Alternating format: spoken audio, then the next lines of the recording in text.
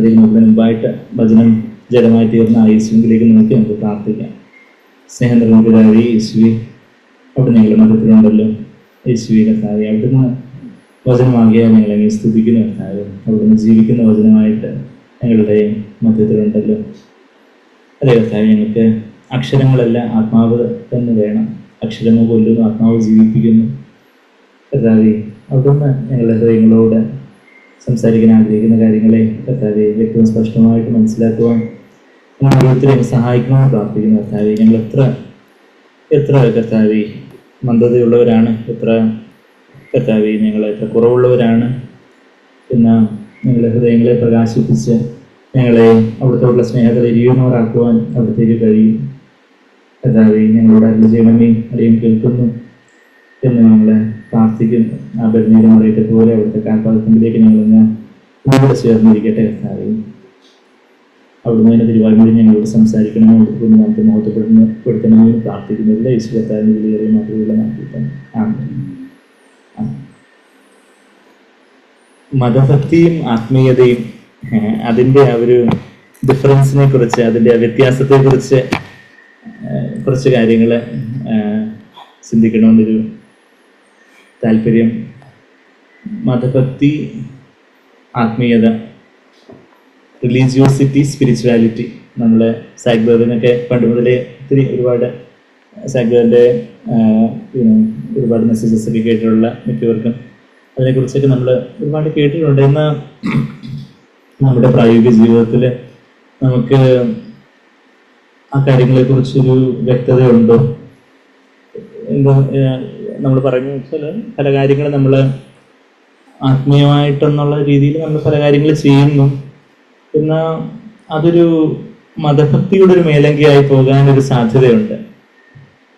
യഥാർത്ഥത്തിലുള്ള ഒരു ആത്മീയത കൈമോശം വന്ന് നമ്മൾ മതഭക്തരായിട്ട് അങ്ങായി പോകാനുള്ളൊരു സാധ്യതയുണ്ട്. എന്നുവെച്ചാൽ നമ്മൾ മീറ്റിംഗ് വരുന്നു, അറ്റൻഡ് ചെയ്യുന്നു, വചനം കേൾക്കുന്നു, വചനം വായിക്കുന്നു, ഈവൻ നമ്മൾ ചിലപ്പം പ്രാക്ടി കൊടുക്കുമോ, അല്ലെങ്കിൽ കുറിച്ച് മറ്റുള്ളവരോട് പറയുമോ, അല്ലെങ്കിൽ നമ്മൾ കർത്താവിനായിട്ട് പല കാര്യങ്ങൾ നമ്മൾ ചെയ്യുകയോ, അങ്ങനെയൊക്കെ ഒത്തിരി ഡൂയിങ് മാർത്തയെ പോലെ ഒത്തിരി കാര്യങ്ങൾ ചെയ്യുന്നു. മാർത്ത നമ്മൾ കല്ലെറിയുന്ന കാര്യമല്ലേ, മാർത്ത നല്ലൊരു സഹോദരിയാണ്. എന്നാൽ ആ ഒരു ബീയിങ് വേഴ്സസ് ഡൂയിങ്. ബീയിങ് എന്ന് പറഞ്ഞാൽ നമ്മളായിരിക്കുന്ന ഒരവസ്ഥ, ഡൂയിങ് എന്ന് പറഞ്ഞാൽ നമ്മളെന്തോ ചെയ്തു. അപ്പോൾ പണ്ടാരോ പറഞ്ഞതുപോലെ we are not human doings but we human beings ആണ് പറയുന്നത്.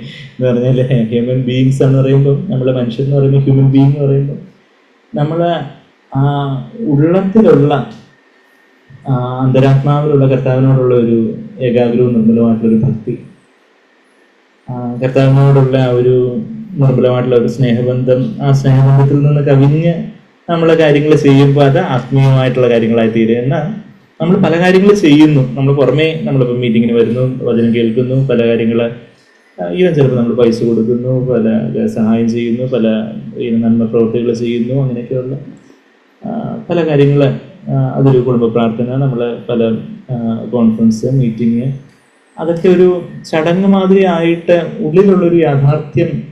ഓഫ്കോഴ്സ് നമുക്ക് എല്ലാവർക്കും ഒരളവിലുള്ളിൽ യാഥാർത്ഥ്യം ഉണ്ട്. എന്നാൽ വീണ്ടും ഉള്ളിലൊരു യാഥാർത്ഥ്യം ഇല്ലാതെ പല പല കാര്യങ്ങളങ്ങ് ചെയ്തു പോകാനുള്ള ഒരു സാധ്യത. തമിഴിലൊരു വാക്കുണ്ട്, ചടങ്ങാചാരമാ ചെയ്യുവാങ്കെ. ചടങ്ങാചാരം എന്ന് പറഞ്ഞാൽ റിച്വലായിട്ട് ചെയ്യുന്നതിന്, ഞങ്ങൾ ചടങ്ങായിട്ട് ചെയ്യുന്നത് നമ്മൾ പറയുന്നത്. അത് തമിഴില് ചടങ്ങാചാരം. ഈ തമിഴിലെ സൗരങ്ങളൊക്കെ പ്രാർത്ഥിക്കുമ്പോൾ ദേവനെ ആണ്ടവരെ ഇത് ചടങ്ങാചാരമാ പോകാമേ, ഇത് ഉണ്മയാ ഇരിക്കണമേ എന്ന് നമ്മളൊക്കെ ഇങ്ങനെ തമിഴിലെ സൗരങ്ങളൊക്കെ പ്രാർത്ഥിക്കുന്ന പോലെ. അപ്പോൾ ഒരു കുറിവാക്യമായിട്ട് ഞാൻ ഈ മതഭക്തിയുടെ ആത്മീയതയുടെ കാര്യം കർത്താവ് പറയുന്ന ഒരു വാക്യം നമുക്കെല്ലാവർക്കും അറിയാവുന്ന വാക്യം, മത്തായി 7-ാം അധ്യായത്തിന്റെ 21-ാമത്തെ വാക്യത്തില് ഗിരിപ്രഭാഷണത്തിന്റെ ഒടുവിലോട്ട് വരുമ്പം പല കാര്യങ്ങൾ കർത്താവ് പറയുന്നു. ഗിരിപ്രഭാഷണത്തില് സ്വർഗരാജ്യത്തിന്റെ മാനിഫെസ്റ്റോ, സ്വർഗരാജ്യത്തിന്റെ പ്രകടന പത്രികയായിട്ട് ഗിരിപ്രഭാഷണം കർത്താവ് അത് മുമ്പോട്ട് വെക്കുകയാണ്. സ്വർഗരാജ്യത്തിലായിരിക്കുന്നവര് അവരുടെ മേന്മകളും അവരുടെ അനുഭവങ്ങളും അവര് എങ്ങനെയുള്ള ഒരു സ്റ്റാൻഡേർഡ് ഓഫ് ലിവിങ് ആയിരിക്കും അവർക്ക്. സ്റ്റാൻഡേർഡ് ഓഫ് ലിവിങ് പറയുമ്പോൾ ഇന്ന് ഭൗതിക തലത്തിൽ സ്റ്റാൻഡേർഡ് ഓഫ് ലിവിങ് പറഞ്ഞാൽ എത്ര എന്താ പറയുന്നത്, ജീവിത നിലവാരം പറയുമ്പോൾ സാമ്പത്തിക നിലവാരമൊക്കെ സാധാരണ സ്റ്റാൻഡേർഡ് ഓഫ് ലിവിങ് നമ്മൾ പറയുന്നത്. ഇത് ആത്മീയ സ്റ്റാൻഡേർഡ് ഓഫ് ലിവിങ്. മത്തായി 7:21 വാക്യത്തിലേക്ക് നമ്മൾ വരുമ്പോൾ അവിടെ ഗിരിപ്രഭാഷണത്തിന്റെ ഒടുവിലേക്ക് വരുമ്പോൾ കാര്യങ്ങളെല്ലാം പറഞ്ഞ് കർത്താവ് പറയുക. മത്തായി 7:21, എന്നോട് കർത്താവേ കർത്താവേ എന്ന് പറയുന്നവൻ ഏവനുമല്ല, സ്വർഗസ്ഥനായ എന്റെ പിതാവിന്റെ ഇഷ്ടം ചെയ്യുന്നവൻ അത്രയും സ്വർഗരാജ്യത്തിൽ കടക്കുന്നത്.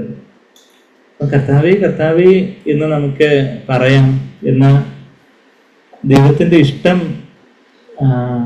നമ്മുടെ ജീവിതത്തിൽ നമ്മൾ ചെയ്യുന്നവരല്ലെങ്കിൽ നമ്മൾ സ്വർഗരാജ്യം നമുക്ക് അന്യമായിരിക്കും എന്നുള്ളൊരു വലിയൊരു മുന്നറിയിപ്പാണ് കർത്താവ് പറയുന്നത്. അപ്പോൾ ഒരുപക്ഷെ ഓഫ്കോഴ്സ് നമ്മൾ ദൈവമക്കളായിരിക്കുന്നു, സ്വർഗരാജ്യത്തിലായിരിക്കുന്നു. എന്നാൽ നമ്മൾ ഈ ഭൂമിയിലായിരിക്കുമ്പോൾ തന്നെ സ്വർഗരാജ്യം നമ്മൾ വേണ്ടവണ്ണം അനുഭവിക്കാതിരിക്കാനുള്ള ഒരു കാരണം ഒരുപക്ഷെ നമ്മൾ കർത്താവേ കർത്താവേ ഞാൻ പറഞ്ഞു തുടങ്ങിയപ്പോൾ പറഞ്ഞതുപോലെ മതഭക്തി ആത്മീയതയും തമ്മിലുള്ള വ്യത്യാസത്തെ കുറിച്ച് കുറച്ച് കാര്യങ്ങൾ പറയാൻ. മതഭക്തി റിലീജിയോസിറ്റി ആൻഡ് സ്പിരിച്വാലിറ്റി. അപ്പോൾ അതിന് ഏറ്റവും ക്രിസ്റ്റൽ ക്ലിയർ ഉദാഹരണമായിട്ടുള്ളത് പരീശന്മാരും യേശുവും. മതഭക്തിയുടെ ആശാന്മാരായിരുന്നു ആര്? പരീശന്മാര്. അവര് ആ ഒരു വചനമെല്ലാം വള്ളിപുള്ളി അതുപോലെയൊക്കെയുള്ള പല കാര്യങ്ങൾ ചെയ്യുന്നതിൽ ഇപ്പം നമ്മൾ പ്രാർത്ഥിക്കുന്നു, ഉപവസിക്കുന്നു, നന്മ പ്രവൃത്തികൾ ചെയ്യുന്നു, അത് ചെയ്യുന്നു, ഇത് ചെയ്യുന്നു, അങ്ങനെയൊക്കെയുള്ള പല കാര്യങ്ങൾ നമ്മളിപ്പം വചനം വായിക്കുന്നു, മീറ്റിംഗ് അറ്റൻഡ് ചെയ്യുന്നു, അങ്ങനെയൊക്കെയുള്ള പല നല്ല കാര്യങ്ങൾ. അതൊന്നും മോശമുള്ളതല്ല. ഇപ്പം പരീക്ഷന്മാര് പ്രാർത്ഥിച്ചു, യേശു പ്രാർത്ഥിച്ചു. പരീക്ഷന്മാര് ഉപവസിച്ചു, യേശു ഉപവസിച്ചു. പരീക്ഷന്മാര് നന്മ പ്രവൃത്തികൾ അല്ലെങ്കിൽ അവര് ആലയത്തില് വന്നു, യേശു ആലയത്തിൽ വരുന്നുണ്ടായിരുന്നു. പരീക്ഷന്മാർക്ക് വചനം വളരെ ഹൃദയസ്ഥമായിരുന്നു, യേശുവിന് വചനം അതിനെക്കാട്ടി ഹൃദയസ്ഥമായിരുന്നു. അപ്പം ഈ കാര്യങ്ങളൊന്നും അതിൽ തന്നെ തെറ്റല്ല. എന്നാൽ യേശുവും പരീക്ഷന്മാരും തമ്മിലുള്ള വ്യത്യാസം എന്ന് പറഞ്ഞാൽ യേശുവിന്റെ ജീവിതത്തിന്റെ കേന്ദ്രം പിതാവായിരുന്നു, പരീക്ഷന്മാരുടെ ജീവിതത്തിന്റെ കേന്ദ്രം അവര് തന്നെയായിരുന്നു. പരീക്ഷന്മാര് ചുങ്കക്കാരനും പരീക്ഷനും ദേവാലയത്തിൽ പ്രാർത്ഥിക്കാൻ വരുമ്പം ലൂക്കോസ് 18 ആ വാക്യം നിങ്ങൾ പലപ്പോഴും പലരും ശ്രദ്ധിച്ചിട്ടുണ്ടായിരിക്കും. പണ്ടൊരിക്കൽ ഒരു മെസ്സേജിൽ സാങ്ക്ലർ പറയുമ്പോഴാണ് ഞാൻ ആ വാക്യം ശ്രദ്ധിക്കുന്നത്. പണ്ട് ഒരു ഓഡിയോ കാസറ്റ് ഇപ്പോഴും കേൾക്കുന്നത്. അന്ന് ബാംഗ്ലൂര് സൺഡേ മീറ്റിംഗിനാണ് വേറെ പണ്ട് പ്രസംഗിച്ച അന്ന് ഓഡിയോ കാസറ്റിലേക്ക് കേൾക്കുമ്പോഴ ആ വചനം ഇതിങ്ങനെയാണല്ലോ എന്നുള്ള കാര്യം കത്തുന്നത്. നമ്മുടെ ചില വാക്യത്തിൽ പെട്ടെന്നൊരു വെളിച്ചം കിട്ടുന്ന, ആദ്യമായിട്ട് വെളിച്ചം കിട്ടുന്നത് നമുക്ക് എപ്പോഴും ഓർമ്മയാണ്. ഇന്ന കോൺഫറൻസ് ഇന്നപ്പോഴും എനിക്ക് ആ വചനത്തിൽ കത്തിയത് എന്ന് പറയുന്നത് പോലെ ലൂക്കോസ് 18 അവിടെ പരീശനും ചുങ്കക്കാരനും പ്രാർത്ഥിക്കാനായിട്ട് വരുന്ന ഒരു രംഗം അവിടെ 9 മുതൽ 14 വരെയുള്ള വാക്യങ്ങൾ. ചുങ്കക്കാരന് അവന് പാപിയാണ്, അവന് റോമൻ ഗവൺമെന്റിന്റെ ചുങ്കം യഹൂദന്മാരിൽ നിന്ന് പിരിക്കുമ്പം അതുപോലെ അവജ്ഞയും നിന്നെയും ഒക്കെ നേരിടുന്ന ഒരു പാപിയാണ്. എന്നാൽ അവനൊരു മാനസാന്തരം ഉണ്ടാവുന്നു. അവന് അയ്യോ ഞാൻ പാപി, Mercy on me the Sinner എന്ന് പറഞ്ഞ് അവൻ പ്രാർത്ഥിക്കുന്നതായിട്ട് 13 വാക്യത്തിൽ ദൈവമേ പാപിയായ എന്നോട് കരുണ ഉണ്ടാകണമേ എന്ന് പറഞ്ഞ് പ്രാർത്ഥിക്കുന്നു. എന്നാൽ പരീശൻ എന്താ പ്രാർത്ഥിക്കുന്നേ? 11 വാക്യത്തിൽ പരീശൻ നിന്നുകൊണ്ട് തന്നോട് തന്നെ ദൈവമേ. അപ്പൊ അവന്റെ ദൈവം ആരാ? താൻ തന്നെ. അപ്പൊ തന്നോട് തന്നെ പ്രാർത്ഥിച്ചെന്ന് പറയുമ്പോൾ നമ്മൾ പെട്ടെന്ന് വിചാരിക്കും പതുക്കെ പ്രാർത്ഥിച്ചു എന്നുള്ള അർത്ഥത്തിൽ, ആ ഒരു അർത്ഥത്തിൽ നമുക്ക് എടുക്കാം. എന്നാൽ നമ്മൾ അത് ഒന്നുകൂടെ നോക്കുമ്പോൾ he prayed to himself, God. So who was his God? His God was himself. So that was the whole difference between spirituality and religiosity. അപ്പോൾ നമ്മളുടെ ജീവിതത്തിൽ നമ്മുടെ പല കാര്യങ്ങൾ നമ്മൾ ചെയ്യുന്നു, എന്നാൽ കേന്ദ്രം നമ്മൾ തന്നെയാണെങ്കിൽ ഇപ്പം നമ്മൾ പാട്ട് പാടുന്നു, നമ്മൾ വചനം ധ്യാനിക്കുന്നു, വചനം കേൾക്കുന്നു, എല്ലാം നല്ല കാര്യങ്ങളാണ്. ഓഫ്കോഴ്സ് അത് തീർച്ചയായിട്ടും വേണം. എന്നാൽ നമ്മൾ തന്നെയാണോ നമ്മളുടെ ജീവിതത്തിന്റെ കേന്ദ്രം? നമ്മളുടെ ജീവിതത്തിന്റെ ഹൃദയ സിംഹാസനത്തില് ഇന്ന് ആരായിരിക്കുന്നേ? നമ്മുടെ ജീവിതം ആരാ നിയന്ത്രിക്കുന്നേ? നമ്മളോട് തന്നെ ഒന്ന് ചോദിച്ചാൽ നമ്മുടെ ജീവിതം നമ്മൾ കർത്താവിനോട് നമ്മൾ ആലോചന ചോദിക്കാറുണ്ടോ? കർത്താവിനോട് ഓരോ കാര്യത്തിലും ഒരു ആശ്രയബോധത്തോടെ, ഒരു പ്രാർത്ഥനയോടെ, ഒരു കൊമ്പ് മുന്തിരിവള്ളിയിൽ ചാരിയിരിക്കുന്നത് പോലെ, ചാരിയിരിക്കുകയല്ല, ചേർന്നൊട്ടി ഇണങ്ങിയിരിക്കുന്നത് പോലെ, അതായത് വസിക്കുന്നത് പോലെ, കൊമ്പ് മുന്തിരിവള്ളിയിൽ വസിക്കുന്നത് പോലെ ആ കൊമ്പിന് സ്വന്തമായിട്ടുള്ളൊരു അസ്തിത്വമില്ല. ആ കൊമ്പിന് മുന്തിരിവള്ളിയിൽ ചാരിയാലേ അതിനെന്തെങ്കിലും ഉള്ളൂ, എന്തെങ്കിലും ഫലം കഴിക്കാനൊക്കെ ഉള്ളൂ. എന്ന ആ ഒരു ആശ്രയബോധത്തോടെ നമ്മളുടെ ജീവിതത്തിൽ നമ്മൾ അതുപോലെ ഒരു നുറുക്കത്തിലേക്ക്, യഥാർത്ഥത്തിലുള്ള ഒരു ആത്മീയത ഒരു നുറുക്കത്തിലൂടെയാണ് യഥാർത്ഥത്തിലുള്ള ഒരാളൊരു ആത്മീയനായിട്ട് തീരുന്നത് എന്ന് പറയുമ്പോൾ എന്താ, നമുക്കൊരു ജഡമാകുന്ന ഒരു തിരശ്ശീല ഉണ്ട്. ആ ജഡമാകുന്ന തിരശ്ശീല എന്നൊക്കെ എബ്രായർ 10:19-20 വാക്യങ്ങളിൽ നമ്മൾ വായിക്കുന്നു. അപ്പൊ ആ ജഡമാകുന്ന തിരശ്ശീല ചീന്തപ്പെടുന്നതിനനുസരിച്ച് ആത്മാവിൽ നിന്നുള്ള ആത്മാവിൽ പരിശുദ്ധാത്മാവ് നിറഞ്ഞ് ആ പരിശുദ്ധാത്മാവിന്റെ കൺട്രോളിലേക്ക് നമ്മളുടെ ദേഹിയും ദേഹവും ഒക്കെ വന്ന് ആത്മാവിലുള്ളൊരു ജീവിതത്തിലേക്ക് നമ്മൾ വരികയുള്ളൂ. മറിച്ച് ദേഹിയിൽ നിന്ന് ദേഹത്തിന്റെ ശോധനകളെ പ്രസാദിപ്പിച്ചുകൊണ്ടുള്ള ദേഹി എന്ന് പറഞ്ഞാൽ നമ്മളുടെ ബുദ്ധിയും ചിന്തകളും വികാരങ്ങളും ഒക്കെ അടങ്ങുന്നത് നമ്മുടെ ദേഹി, നമ്മുടെ സോൾ, നമ്മുടെ പ്രാണൻ. അപ്പൊ നമ്മളുടെ യുക്തി ചിന്തയിൽ ആശ്രയിച്ച് അതങ്ങനെയാണ് ഇങ്ങനെയാണ്, എല്ലാവരും അങ്ങനെ ചെയ്യുന്നു, എല്ലാവരും ഇങ്ങനെ ചെയ്യുന്നു, അല്ലെങ്കിൽ നമ്മുടെ ചർച്ചിലെ സൗകര്യങ്ങൾ ഇങ്ങനെ ചെയ്യുന്നത്, അല്ലെങ്കിൽ ഈവൻ അതുപോലും എങ്ങനെയാണ് നമുക്ക് കർത്താവിനോടൊരു ഡയറക്റ്റ് ബന്ധമില്ലാതെ ചർച്ചിൽ അങ്ങനെ കേൾക്കുന്നു, അതുകൊണ്ട് അങ്ങനെ ഒരു ഇതല്ല. മറിച്ച് ഈവൻ സാങ്ക്വേർ പറഞ്ഞു എന്നുള്ളത് കൊണ്ടല്ല, മറിച്ച് സാങ്ക്വേർ എന്തുകൊണ്ട് പറഞ്ഞതുകൊണ്ട്, സാങ്ക്വേർ വചനത്തിലുള്ളത് പറഞ്ഞുകൊണ്ടാണ് നമ്മളത് അംഗീകരിക്കുന്നത്. വചനത്തിൽ ഇല്ലാത്തത് പറയത്തില്ല, ഇനിയിപ്പോൾ അഥവാ പറഞ്ഞാൽ നമ്മൾ അംഗീകരിക്കത്തില്ല എന്ന് പറഞ്ഞതുപോലെ ആ ഒരു കർത്താവിനോടുള്ള ഒരു ആശ്രയബോധം. അല്ലാതെ നമ്മൾ മനുഷ്യർ പറഞ്ഞു അവരെല്ലാവരും ഇങ്ങനെ ചെയ്യുന്നു, ഇവരെല്ലാവരും ഇങ്ങനെ ചെയ്യുന്നു, അങ്ങനെയുള്ളതല്ല. മറിച്ച് കർത്താവിനെ കേട്ടുകൊണ്ട് കർത്താവിനെ ആശ്രയിച്ചുകൊണ്ടുള്ളൊരു ജീവിതം. അവിടെ ആ ജഡമാകുന്ന തിരശ്ശീല ഒരു കട്ടിയുള്ള ഒരു തിരശ്ശീല വിശുദ്ധ സ്ഥലത്തെയും അതിവിശുദ്ധ സ്ഥലത്തെയും വേർതിരിക്കുന്നതായിട്ടുണ്ടെന്നൊക്കെ നമ്മൾ പുറപ്പാട് പുസ്തകം 26-30 നമ്മൾ വായിക്കുന്നുണ്ട്.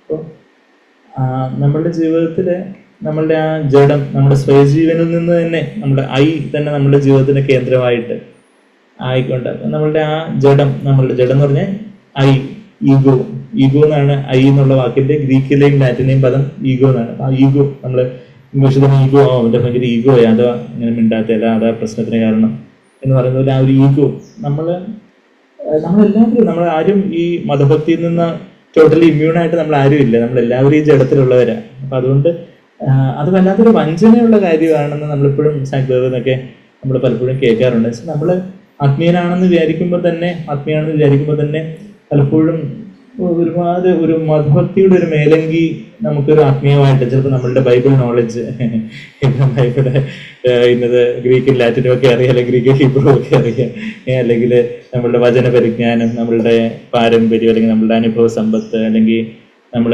ഇത്രയും വർഷങ്ങളായിട്ട് എനിക്ക് ഈ കാര്യങ്ങളൊക്കെ അറിയാം, അല്ലെങ്കിൽ ഞാൻ ഇന്ന സഭയിലായി ഏറ്റവും നല്ല CFC ചർച്ചിലാണ് ഞാൻ ഇവിടെ ആയിരിക്കുന്നത്. അപ്പൊ അങ്ങനെയൊക്കെയുള്ള പല കാര്യങ്ങളിൽ നമ്മളുടെ ഒരു തൃപ്തി വന്നു പോയി കർത്താവിനോടുള്ള ഒരു നിർമ്മല ഏകാഗ്രമായിട്ടുള്ളൊരു ഭക്തിയൊക്കെ ഞങ്ങൾക്ക് കൈമോശം വന്ന് നമ്മളൊരു മതഭക്തനായിട്ട് ആയിത്തീരുവാൻ ഒരു സാധ്യതയുണ്ട്. അപ്പൊ ആ ഒരു ഡേഞ്ചർ നമ്മൾ കാണുന്നുണ്ട്. നമ്മൾ മത്തായിയുടെ സുവിശേഷം 27 21 വാക്യം നമ്മൾ വായിച്ചു. കർത്താവ് അതിന് തൊട്ട് മുമ്പേ പറയുന്ന ചില കാര്യങ്ങളുണ്ട്. മത്തായി 7 21 നമ്മളിപ്പോൾ വായിച്ചു. കർത്താവേ സാഗ്ബറിന്റെ പോസ്റ്റ് ബൈബിൾ സ്റ്റഡിയിൽ പണ്ട് ഞാനിങ്ങനെ കേട്ടത് ഓർക്കുന്നുണ്ട്. അതായത് കർത്താവേ എന്ന് വിളിക്കുമ്പം റൈറ്റ് ഡോക്ടറിനുണ്ട്, യേശുവാണ് കർത്താവ്, ശരിയായ ഉപദേശമുണ്ട്.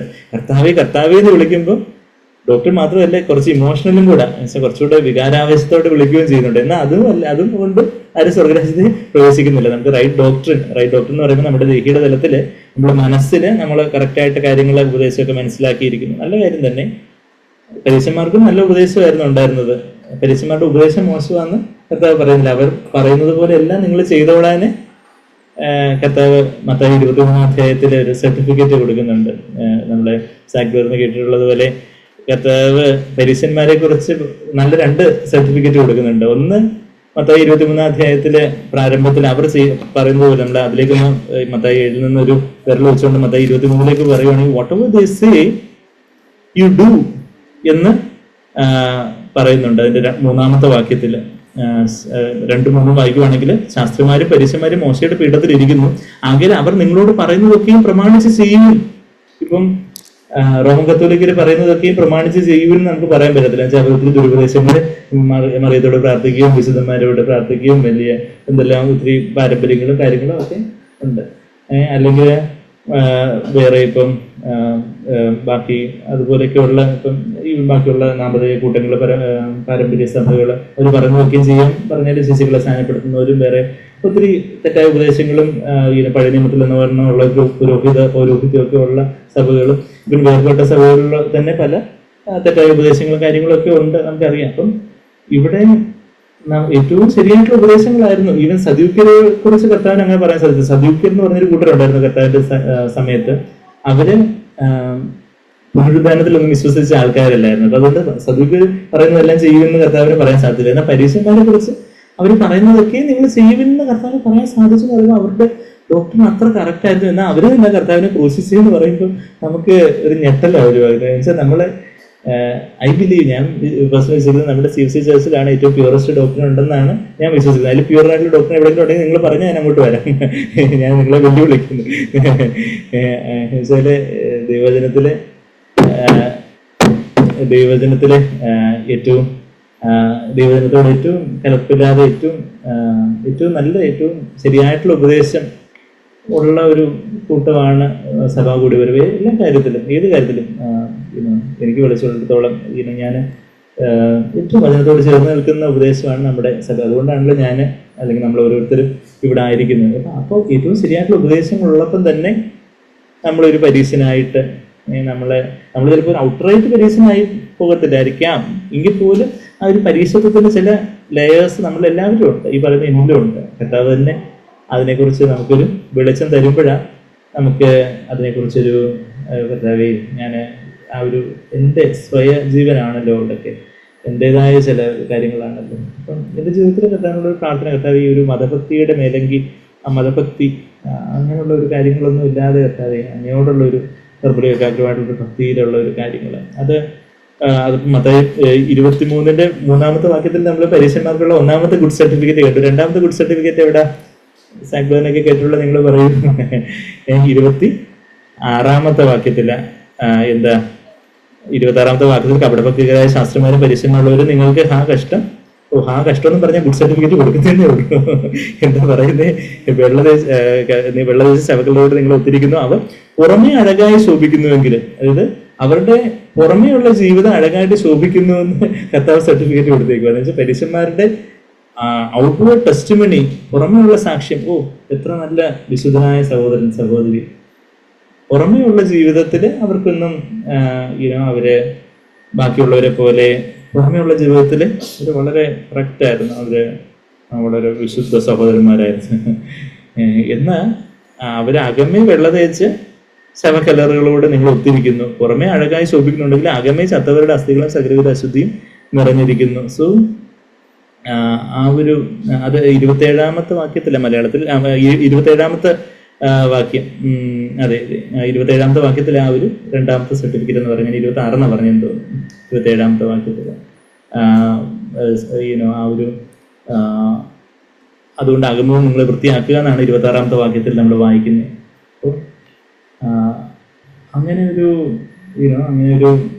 പുറമേ ഉള്ള നമ്മളുടെ ജീവിതത്തിൽ നമുക്ക് നമ്മുടെ പുറമേ ഉള്ള ടെസ്റ്റിമണിയെ കുറിച്ചാണോ, നമുക്ക് പുറമേ ഉള്ള നമ്മുടെ സാക്ഷ്യത്തെ കുറിച്ച് ബാക്കിയുള്ള സഹോദരങ്ങൾ എന്ത് പറയും, സഭയുള്ള സഹോദരങ്ങൾ എന്ത് പറയും, ബാക്കിയുള്ളവർ എന്ത് നമ്മളെ കുറിച്ച് ചിന്തിക്കും, അങ്ങനെയുള്ള കാര്യങ്ങളെ കുറിച്ചാണോ നമ്മളുടെ കൺസേൺ, അതിനെക്കുറിച്ചാണോ നമ്മളുടെ വലിയ ഒരു ഭാരം? അത് അകമേ പ്രധാനോടുള്ള ആ ഒരു സ്നേഹബന്ധത്തില് ഒരു നിർമ്മലതയോടെ, ഒരു അശുദ്ധിയില്ലാതെ, ഒരു അനീതിയില്ലാതെ, ഒരു കള്ളവും കപടവും ഇല്ലാതെ കർത്താവിന്റെ മുമ്പാകെ ഉള്ള ഒരു ജീവിതം, അതിലാണോ നമ്മളുടെ ഫോക്കസ്?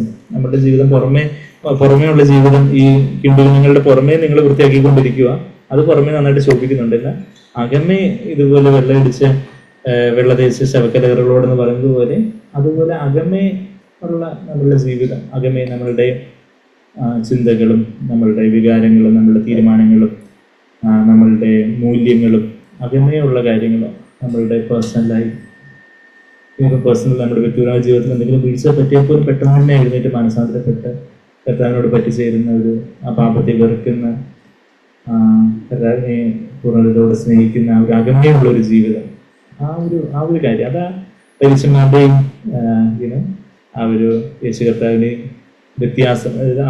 പരീക്ഷന്മാര് പല കാര്യങ്ങൾ ചെയ്തത്, യേശു അതുപോലെ പല കാര്യങ്ങൾ ചെയ്തു. പ്രാർത്ഥിച്ചു, ഉപവസിച്ചു, അതിനും അറിയായിരുന്നു, അതിനെ കൂട്ട് ചെയ്യുന്നു. അത് പുറമെ ഒത്തിരി കാര്യങ്ങളെല്ലാം സിമിലറാണ്. എന്നാൽ അകമയുള്ള കാര്യം ആ ഒരു നമ്മൾ തിരിച്ച് മത്തായി 7-ാം അധ്യായത്തിന്റെ 21 നമ്മളിപ്പം ആദ്യം വായിച്ചു. അതിന് തൊട്ട് മുമ്പ് കർത്താവ് 13-ാമത്തെ വാക്യം മുതൽ അവിടെ ഒരു ഗേറ്റും വഴിയെ കുറിച്ചൊക്കെ പറയുന്നുണ്ട്. എന്തൊക്കെയാ, 2 ഗേറ്റ് ഉണ്ട്, 2 വഴിയുണ്ട്. അത് ഇടുക്കമുള്ള വഴി, ഇടുക്കമുള്ള വാതിലുണ്ട്, ഇടുക്കമുള്ള വഴിയുണ്ട്. പിന്നെ വിശാലമായ വാതിലുണ്ട്, വിശാലമായ വഴിയുണ്ട്. അതെങ്ങോട്ടൊക്കെ പോകുന്നു എന്നുള്ള കാര്യമൊക്കെ നമുക്കറിയാം. അതിന്റെ 13-14 വാക്യങ്ങളിൽ ആ കാര്യങ്ങളൊക്കെ പറഞ്ഞിട്ട് അതിന്റെ 15-ാമത്തെ വാക്യത്തിൽ കള്ളപ്രവാചകന്മാരെ സൂക്ഷിച്ചു കൊള്ളുവിൻ, അവർ ആടുകളുടെ വേഷം പൂണ്ട് നിങ്ങളുടെ അടുക്കൽ വരുന്നു. അപ്പോൾ ആടുകളുടെ വേഷമുണ്ട്. ആടുകളുടെ വേഷം എന്ന് പറഞ്ഞാൽ ഈ ഭക്തിയുടെ വേഷം ധരിച്ച് ശക്തിയെ ത്യജിക്കുന്നവരെ നിങ്ങൾ ഒഴിഞ്ഞു നിൽക്കുവിന്ന് എവിടെ പറയുന്നേ? 2 തിമോത്തിയോസ് 3-ാം അധ്യായത്തിന് 5-ാമത്തെ വാക്യത്തിൽ അങ്ങനെ പറയുന്നുണ്ട്. ഭക്തിയുടെ വേഷമുണ്ട്. ചില ഒത്തിരി പ്രാർത്ഥിക്കുന്നു, വലിയ അതുപോലൊക്കെയുള്ള ഒരു ഞങ്ങൾ ഇത്ര പ്രാർത്ഥിക്കുന്നു, ഇത്ര ഉപവസിക്കുന്നു, ഇത്ര കൊടുക്കുന്നു, ആ കാര്യങ്ങൾ പ്രാർത്ഥിക്കുന്നു, ഉപവസിക്കുന്നു, കർത്താവിനും ദരിദ്രരായിട്ടുള്ളവർക്കും കൊടുക്കുന്നു എന്നുള്ളതിനെ കുറിച്ച് മത്തായി 6-ാം അധ്യായത്തില് കർത്താവ് പറയുന്നുണ്ട്. എന്താ അവിടെ 3 കാര്യങ്ങൾ ആദ്യത്തെ 17 വാക്യം കൊണ്ട് പറയുന്നത്. കൊടുക്കുന്നത്, അതായത് ഗിവിങ്, മറ്റുള്ളവർക്ക് കൊടുക്കുന്നതാവട്ടെ, ദൈവത്തിന്റെ ആലയത്തിൽ കൊടുക്കുന്നതാവട്ടെ, കൊടുക്കുന്നത്, പിന്നെന്താ പ്രാർത്ഥിക്കുന്നത്, ഉപവസിക്കുന്നത്, എല്ലാം രഹസ്യമായിട്ട് വേണം എന്നാണ് അവിടെ മത്തായി 6-ാം അധ്യായത്തിന്റെ ആദ്യത്തെ 17 വാക്യങ്ങളിൽ നമ്മൾ വായിക്കുന്നത്, ആദ്യത്തെ 18 വാക്യങ്ങളിൽ നമ്മൾ വായിക്കുന്നത്. എന്നാൽ ഇതെല്ലാം പുറമേ നിന്ന് ചെയ്യുന്നവരാണ്. പുറമേ അത് ആൾക്കാർ അറിയണം. നമ്മൾ ചിലപ്പോൾ പുറമേ അങ്ങ് പറയത്തില്ലായിരിക്കും, പക്ഷെ എങ്കിലും പുറമേ ഒരാൾ അറിഞ്ഞാൽ നമുക്കൊരു സന്തോഷം. ഞാൻ ഇത്ര പ്രാർത്ഥിക്കുന്നതെന്ന് വേറൊരാൾ അറിഞ്ഞാൽ, അല്ലെങ്കിൽ ഞാൻ ഇത്ര ഉപവസിക്കുന്നതെന്ന് വേറൊരാൾ അറിഞ്ഞാൽ നമുക്കൊരു സന്തോഷം. അല്ലെങ്കിൽ ഞാൻ ഇത്ര കർത്താവിന് വേണ്ടി, അല്ലെങ്കിൽ ഇത്ര ഞാൻ മറ്റുള്ളവർക്ക് ദാനമായിട്ട് കൊടുത്തു എന്നുള്ളത് മറ്റുള്ളവർ അറിഞ്ഞാൽ ഒരു സന്തോഷം. അപ്പൊ അത് അവിടെ എന്താ ഉണ്ട്? ഒരു പരീക്ഷ മനോഭാവം. അതാ ആ ഒരു ജഡത്തിൻ്റെതായിട്ടുള്ളൊരു കാര്യം. അവർ പുറമേ ഉള്ള കാര്യങ്ങളിൽ അവർക്ക് വലിയൊരു ഗ്ലോറി ഉള്ളൊരു കാര്യമാണ്. എന്നാൽ ഇതെല്ലാം രഹസ്യത്തിൽ ചെയ്യാൻ, ഇത്രയും രഹസ്യമായിട്ട് ചെയ്യാനാ കൊടുക്കുന്ന കാര്യമാവട്ടെ, ഉപവസിക്കുന്ന കാര്യമാവട്ടെ, പ്രാർത്ഥിക്കുന്ന കാര്യമാവട്ടെ, എല്ലാം ഇത്രയും രഹസ്യത്തിൽ ദൈവമുമ്പാകെ ചെയ്യുന്ന ഒരു കാര്യമാണ് കർത്താവ് അവിടെ പറയുന്നൊരു കാര്യം. അപ്പൊ അതാ ഭക്തിയുടെ ഒരു വേഷമുണ്ട്. അതാ ഭക്തിയുടെ വേഷം ധരിച്ച് ശക്തിയെ ത്യജിക്കുന്നവരെ നിങ്ങള് അവരോട് എന്ത് ചെയ്യണമെന്നാണ് പറഞ്ഞിരിക്കുന്നത്? അവരെ ഒഴിഞ്ഞു നിൽക്കുക, അവോയ്ഡ് ചെയ്യുക എന്നാണ് അവിടെ പറഞ്ഞിരിക്കുന്നത്. നമുക്ക് ആ വാക്യം എല്ലാവർക്കും അറിയാവും. 2 തിമോത്തിയോസ് 3-ാം അധ്യായത്തിന് 5-ാമത്തെ വാക്യം. അതൊരു കമാൻഡ്മെന്റാണ്. അതായത് ഇന്ന് നമ്മൾ ക്രിസ്തീയ കുലത്തിൽ ചുറ്റും നോക്കുമ്പോൾ അതുപോലുള്ള ഒത്തിരി പേരുണ്ട്. ഭക്തിയുടെ ഒരു വേഷമുണ്ട്, എന്നാൽ അതിൻ്റെ ഒരു ശക്തിയില്ല. അങ്ങനെയുള്ളവരുമായിട്ടുള്ള ഒരു ചെങ്ങാത്തവും അങ്ങനെയുള്ളവരുമായിട്ടൊരു ഇടകലരിപ്പും കാര്യങ്ങളും ഒക്കെ, ഒരു മിംഗ്ലിങ്. നമ്മളവരെ വെറുക്കണമെന്നല്ല, അവരെ നമ്മൾ സ്നേഹിക്കുന്നു. അവർ യഥാർത്ഥത്തിൽ ഒരു മാനസാന്തരത്തിലേക്ക് വരണം, അവർക്ക് കാര്യങ്ങളെക്കുറിച്ച് വെളിച്ചം വരണം. എന്നാൽ നമ്മൾ അവരുടെ കൂടെ ചെന്ന് നിന്നാൽ നമ്മളും അവരുടെ ഇൻഫെക്ഷൻ വന്നു പോകും. അതാണ് നമ്മൾ വായിക്കുന്നത്. 2 തിമോത്തിയോസ് 3-ാം അധ്യായത്തിന്റെ 5-ാമത്തെ വാക്യത്തിൽ ഭക്തിയുടെ വേഷം ധരിച്ച് അതിന്റെ ശക്തി ത്യജിക്കുന്നവരും ആയിരിക്കും. അങ്ങനെയുള്ളവരെ നിങ്ങൾ മൈൻഡ് ചെയ്യാതിരിക്കുക എന്ന് മാത്രമല്ല, എന്താ വിട്ടൊഴിയുക. വലിയൊരു commandment, avoid such men as these എന്നുള്ളതാണ്. അപ്പം വിട്ടൊഴിഞ്ഞിട്ട് പിന്നെ നമ്മൾ എങ്ങോട്ടാ പോകണ്ടേ? അതിന് തൊട്ട് മുമ്പേ 2-ാം അധ്യായത്തിന്റെ 22-ാമത്തെ വാക്യത്തില് ആരുടെ കൂടെ ആയിരിക്കണമെന്ന് പറയുന്നുണ്ട്. ആരുടെ കൂടെ ആയിരിക്കണം?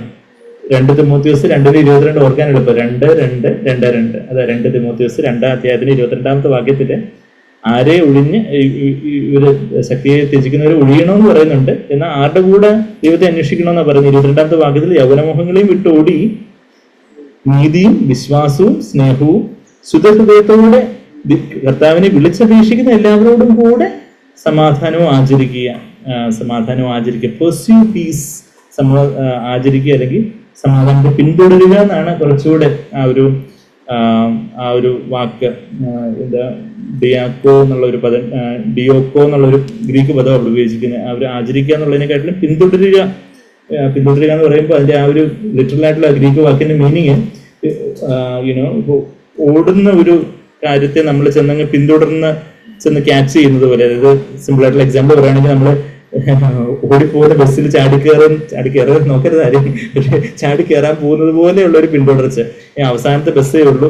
അപ്പൊ ആ ബസ് അങ്ങ് പോകുന്നതിന് മുമ്പേ ബസ് അങ്ങ് നമ്മൾ സ്റ്റോപ്പിലേക്ക് എത്തുമ്പോഴത്തേക്കും അങ്ങ് ജസ്റ്റ് നിങ് അടിച്ച് അങ്ങ് വിടാൻ തുടങ്ങിയപ്പോഴത്തേക്കും നമ്മളാരും അതിനെ ഉദ്യമിക്കരുത്, ഞാനത് പറയുമല്ല. പക്ഷേ ആത്മീയമായിട്ട് പറയുവാണെങ്കിൽ അതുപോലെ വേണം എന്ത് ചെയ്യണം. Run swiftly in order to catch a person or a thing എന്നാണ് ആ ഡിയോക്കോ എന്നുള്ള വാക്കിന്റെ ഗ്രീക്കിലെ ആ വാക്കിന്റെ യഥാർത്ഥത്തിലുള്ള മീനിങ്. അങ്ങനെ പിന്തുടരുക, എങ്ങനെയുള്ളവരുമായിട്ട് പിന്തുടരുക. എന്തൊക്കെ പിന്തുടരണം എന്ന് ചോദിച്ചാൽ, നീതി പിന്തുടരണം, pursue righteousness, faith, love and piece. ആരുടെ കൂടെ പിന്തുടരണം? കർത്താവിന്റെ നിർമ്മല ഹൃദയത്തോടെ വിളിച്ചപേക്ഷിക്കുന്നവരുമായിട്ട് പിന്തുടരണം എന്ന് പറഞ്ഞാൽ, നിർമ്മല ഹൃദയമായിട്ട് വിളിച്ചപേക്ഷിക്കുന്നവരായിട്ട് പറയുമ്പം 22 നമ്മൾ വായിക്കുന്നത്, നീതിയും വിശ്വാസവും സ്നേഹവും ശുദ്ധഹൃദയത്തോടെ കർത്താവിനെ വിളിച്ചപേക്ഷിക്കുന്ന എല്ലാവരോടും സമാധാനവും പിന്തുടരുക. കർത്താവിന്റെ ആ നീതി, കർത്താവിന്റെ ആ സ്നേഹം, ശുദ്ധഹൃദയം, അങ്ങനെ ശുദ്ധഹൃദയത്തോടെ കർത്താവിനെ മറ്റുള്ളൊരു ശുദ്ധഹൃദയത്തോടാണോ കർത്താവിനെ വിളിച്ചപേക്ഷിക്കുന്നതെന്ന് എങ്ങനെ അറിയാവുന്നതെന്ന് ആരും സാക്ബാറിനോട് ഈ വചനം പറഞ്ഞപ്പോഴങ്ങായിട്ട് ചോദിച്ചതായിട്ട് വേറെ എന്തോ ഒരു പ്രസംഗത്തിൽ പറഞ്ഞത് ഓർക്കുന്നുണ്ട്. അപ്പൊ ഇപ്പൊ പെട്ടെന്ന് ദൈവം ഒരു വേർഡ് ഓഫ് വിസ്ഡം ദൈവം പറഞ്ഞു കൊടുക്കുന്നത്, ഹൃദയം പറഞ്ഞ ഇവരെ വായ സംസാരിക്കും. ശുദ്ധ ഹൃദയത്തോടെ പിൻപറ്റുന്നുണ്ടെങ്കിൽ അവരെന്താ പറയുന്നത്? അവര് അശുദ്ധ ഹൃദയത്തോടെ പിൻപറ്റുന്നുണ്ടെങ്കിൽ പരദൂഷണവും ഏഷണിയും നിന്നയും പരിഹാസവും അങ്ങനെയുള്ള കാര്യങ്ങളായിരിക്കും അവരുടെ വാക്കുകളിൽ നിന്ന് വരുന്നത്. ശുദ്ധ ഹൃദയത്തോടെ പിൻപറ്റുന്നവരിൽ നിന്ന് ഒരു കർത്താവിന് യോഗ്യമായിട്ടുള്ള കാര്യങ്ങളായിരിക്കും അങ്ങനെയുള്ള ഹൃദയങ്ങളിൽ നിന്ന് വരുന്നത്. അങ്ങനെയുള്ളവരുമായിട്ട് എന്ന് വെച്ചാൽ നമ്മള് ബാക്കി എല്ലാ വിശ്വാസികളുമായിട്ട് നമുക്ക് കൂട്ടായ്മയാകാം. എന്നാൽ ഒരു ഡിസ്റ്റൻസ് ഉണ്ട്, എത്രമാത്രം അടുത്തുള്ള ഒരു കൂട്ടായ്മയാകാം എന്നുള്ളത് എന്താ നമുക്ക് ആ ഒരു ആത്മാവിലൊരു ഫ്രീഡം അനുസരിച്ച് അത് ഇതൊന്നും ക്ലിയർ കട്ട് നിയമങ്ങളില്ല. എന്നാൽ നമ്മളുടെ ഹൃദയത്തിൽ നമുക്കറിയാം. നമ്മളെ ഇപ്പം ഫ്രണ്ട്ഷിപ്പിന്റെ കാര്യം പറയുമ്പോൾ ഇപ്പോഴും പറയുമ്പോൾ സാക്ബാറിന്റെ ഉദാഹരണങ്ങൾ പറയുന്നത് വെച്ചാൽ നമുക്ക് എല്ലാവർക്കും അറിയാം. ഇപ്പോൾ നമ്മളെല്ലാവരും ബഹുമാനിക്കുന്നവരായതുകൊണ്ട് ഞാനത് പറയുന്നത്, പണ്ട് യൂത്ത് ക്യാമ്പില് ഇതുപോലെ ഫ്രണ്ട്ഷിപ്പ്, എങ്ങനെയുള്ള ഫ്രണ്ട്ഷിപ്സ് വേണം എന്നുള്ളൊരു കാര്യം ചോദ്യോത്തര വേളയിലാണ് തോന്നുന്നു ചോദിച്ചത്. അപ്പം വേറെ പറഞ്ഞൊരു ഉത്തരം എനിക്കത് ഒത്തിരി പ്രയോജനമായിരുന്നു. ഞാൻ പലർക്കും അത് പറയാറുമുണ്ട്, പലപ്പോഴും ഞാൻ കൗൺസിലിങ്ങിലും അത് പറയാറുണ്ട്. ഫ്രണ്ട്ഷിപ്പ് എന്ന് പറയുന്നൊരു ടഗ് ഓഫ് വാർ ആണ്, ഒരു വടംവലിയില് ഇപ്പോ നമ്മള് കർത്താവിനോട് കൂടെ നിൽക്കുന്നു.